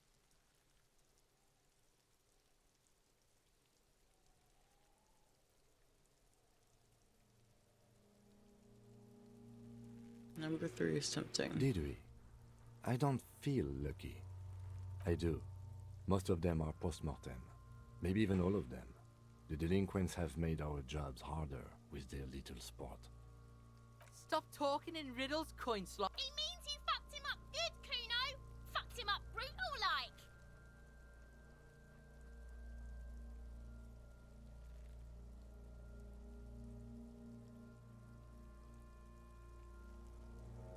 But there is no breath to catch.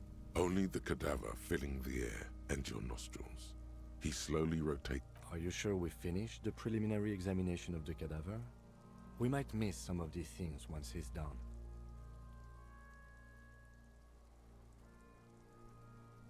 The cadaver slowly twists on the cargo belt, his torso covered in tattoos.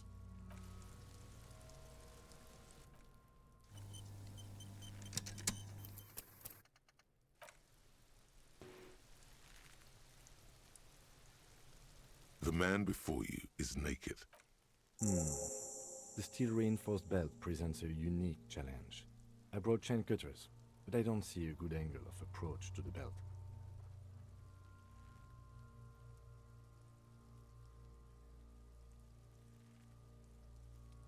He doesn't actually think the challenge is. The cadaver is a good 1.2 meters up. Neither one of us can reach the belt without assistance. And even if we do, there's the question of cutting the airship strength material.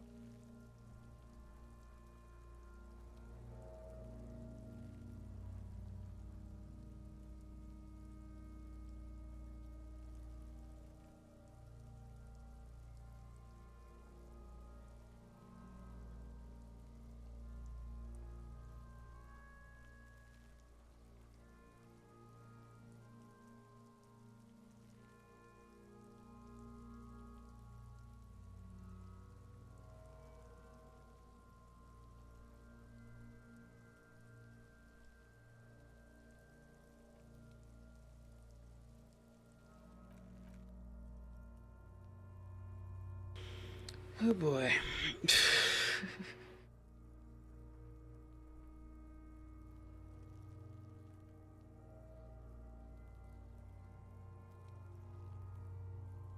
Okay, I think I'm gonna call it here, actually. Because getting sleepy again, it's a little late, and this is an important part. I think, like, I want to pay attention to this, and we did some stuff today, and we're gonna call it here.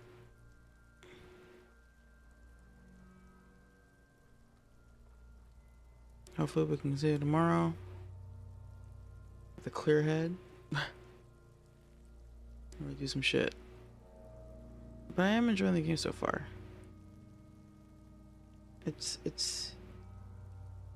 Yeah, we got some stuff done. It's very, like, you have to fucking, you gotta be, at least for me, like, it feels like the kind of game where you have to really be fucking paying attention. Not so much in the sense of, like, how do I put this? There's just like a lot of information that's like dumped on you, or that it's given to you and presented to you, and not in a bad way, in a good way. But it's just like a lot to take in. It reminds me of the first time I played Mass Effect. It reminds me big time of the first time I played Dragon Age Origins. As someone who knew nothing about the universe, it was like, oh, what? Like, just the biggest lore dump ever, you know?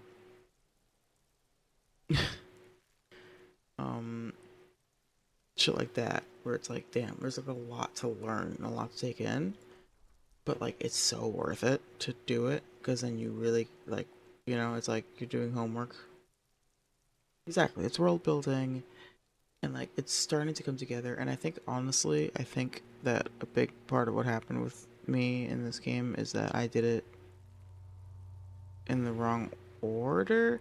Like I just did the thing where you're just like, fuck it, I'm gonna go around and explore, and I neglected to do like the main objective right away. And so now I'm doing the main objective, and it's like, oh, like so many things are making sense now that I did out of order. Not out of, I don't want to say order. There isn't an order per se, but there's like clearly like this is like our top priority. We're detectives and we're investigating a murder case, and I personally, as a player, did not prioritize the murder case, and so as a result, I got like I you know found some other stuff and it was interesting, but then like I kind of felt like, wait, what am I doing? Where am I going? I felt like I wasn't able to do certain things, but like the game explains things to you when you do that main story quest. It's like an implicit tutorial. I don't know. I'm trying to describe this without making it seem like the game is linear. It's clearly not, but I think that I'm doing it on hard mode, if that makes sense, because of the way that because of the order, because of the way that I've like been exploring the world and like approaching different tasks. I think that I'm getting the feeling that the way I've approached it in retrospect will turn out to be hard mode. It's again, it's like in Dragon Age or like Mass Effect where like when people are like, oh yeah, you know, I did the Citadel stuff in Mass Effect 1 and then I went to Novaria like immediately. And you're like, cool. Have fun with that. You had like dog shit armor and skills and no XP at all. You didn't explore any planets. You didn't do shit, and then you just immediately, you know, like this is probably a better example actually. Hold on. Like Baldur's Gate 3 has a lot of that, where you can like go to the Goblin camp and just like aggro the camp immediately and just have no idea how or why or for you know, like I don't know. I feel like that's what I did inadvertently. Like I inadvertently did have approached this whole thing on hard mode. So now I have like 18 quests in my journal. I have no fucking money, and I feel like I'm like just now learning like the core stuff of like what I'm supposed to be doing. It's like, oh shit, I should have done this earlier. Oops. So I'm playing it on shuffle, if you will. Yeah, the game, yeah, it's like if you do it a certain way, then it'll be a little bit easier, but it's not forced on you, which is nice. But now it's like, all right, well now I gotta fucking do the things that I should have done before, and then kind of go from there and be like, okay, I see, da-da-da. And like information that I would have before, I now have, and now things are making sense and blah blah blah. Yeah. Hold on, I still have this on. Shit, hold on. Wait, fuck, when's my last save? Okay, 7 minutes ago. I'm gonna live with that. Okay, because I'm in the, yeah.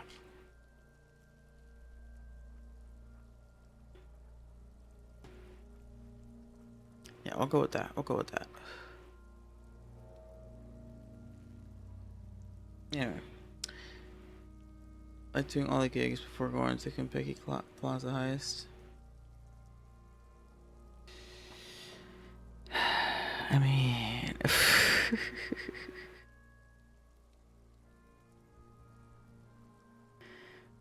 I mean, wait, Kentucky... Yeah. Kentucky Plaza... Yeah. Yeah, see, I could have did that, but I did not. I didn't do any gigs. I didn't do shit before the heist. But yeah, you could. You could do that. You could be like, I'm gonna do all the cyber psycho things, I'm gonna do all that, and then you like go to Kentucky Plaza and you're like, man, gives a fuck.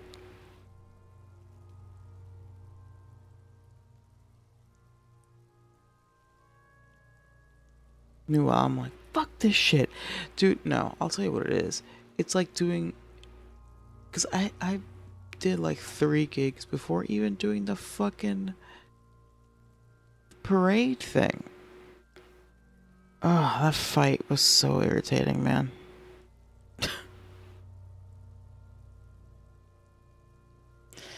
It is very slow paced. It is very slow paced. I knew that it would be slow paced, and yet it's even slower than I expected.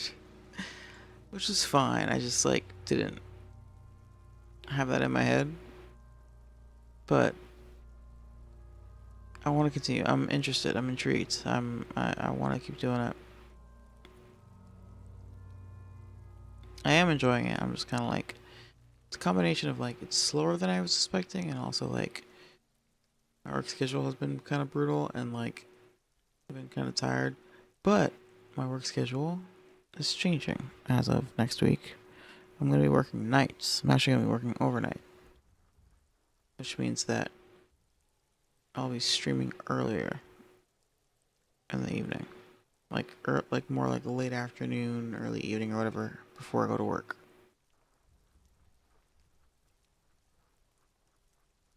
My commute is not going to be nearly as long because I'm not going to be driving during rush hour, and then I'll be streaming a little earlier in the evening. So it's good. I'm going to have a more like stable schedule for streaming, as well as just like I won't have to deal with a 2-hour commute each way. Like fuck you.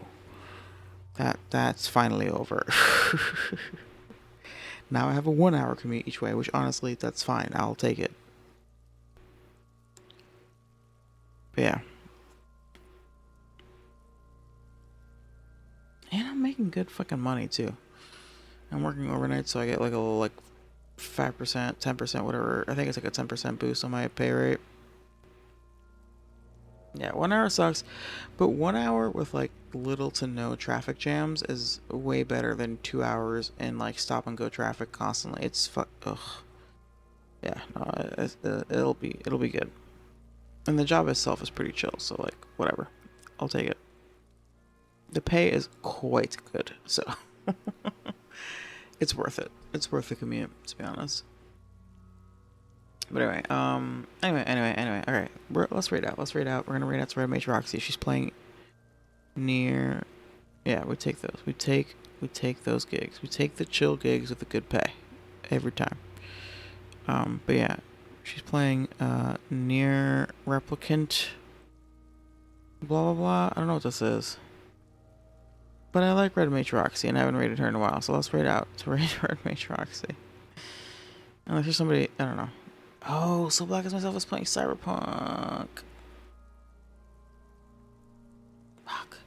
Wait, hold on. Let me see if my one homie is streaming.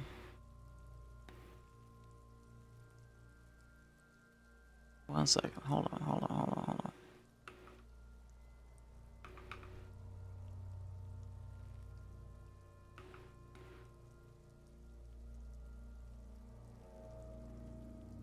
No, he's not live. Shit. Okay. He might be live later this weekend. Anyway.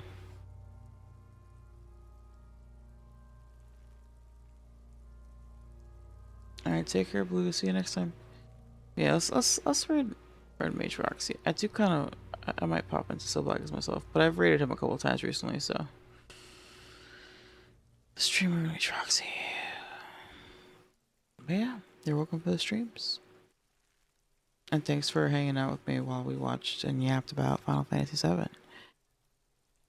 I kind of figured that there were going to be some kind of update today, but I wasn't looking at. I was like busy at work today, and then I came home and it was like that one Discord I'm in for Final Fantasy VII is like, you guys. I was like, yes, let's go.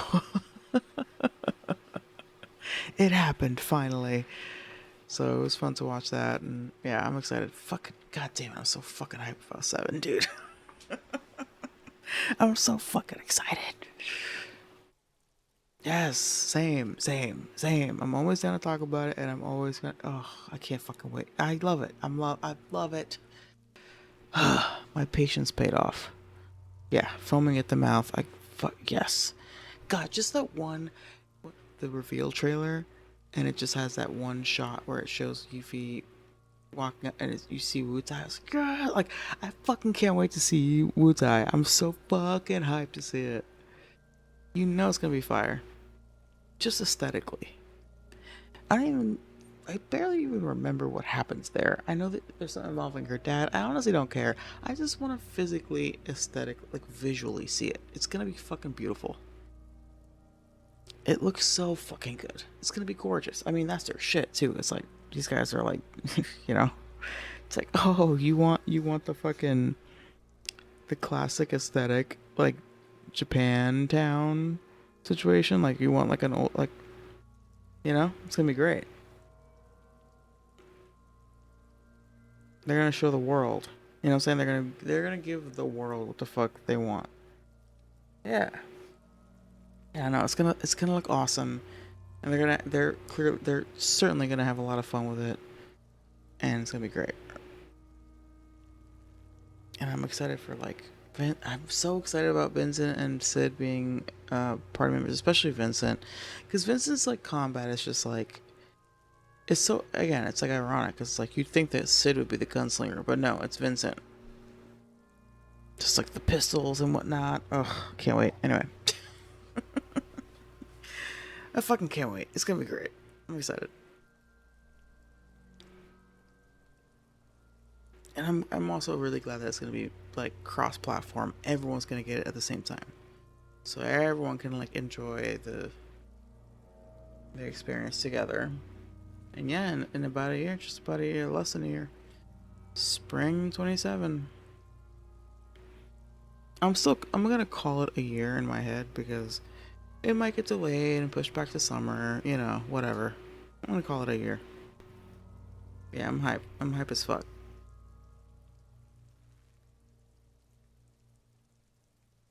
Pre-order Rebirth Word. I don't remember if I pre-ordered it.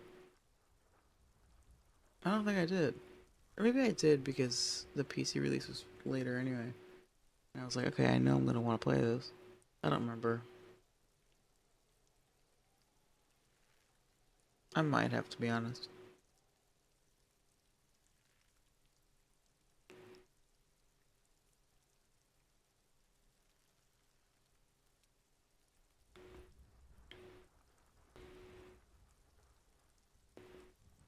Alright, let's raid out to Red Mage. I really don't know shit about fucking Near Automata or Near Replicant or whatever the fuck.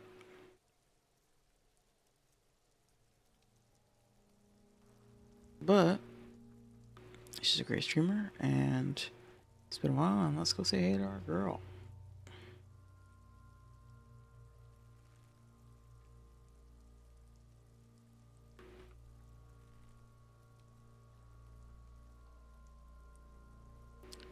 Alright, take care y'all. I'll see y'all probably tomorrow.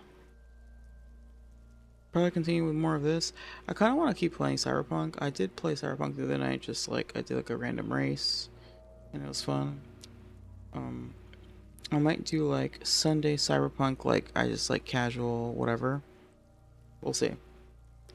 But I do want to continue with this game tomorrow, just because I'm like finally like, I'm feeling like, okay, we're making progress, I think. I don't know. We'll see. But like, yeah, Sundays, like Cyberpunk Sundays. You know?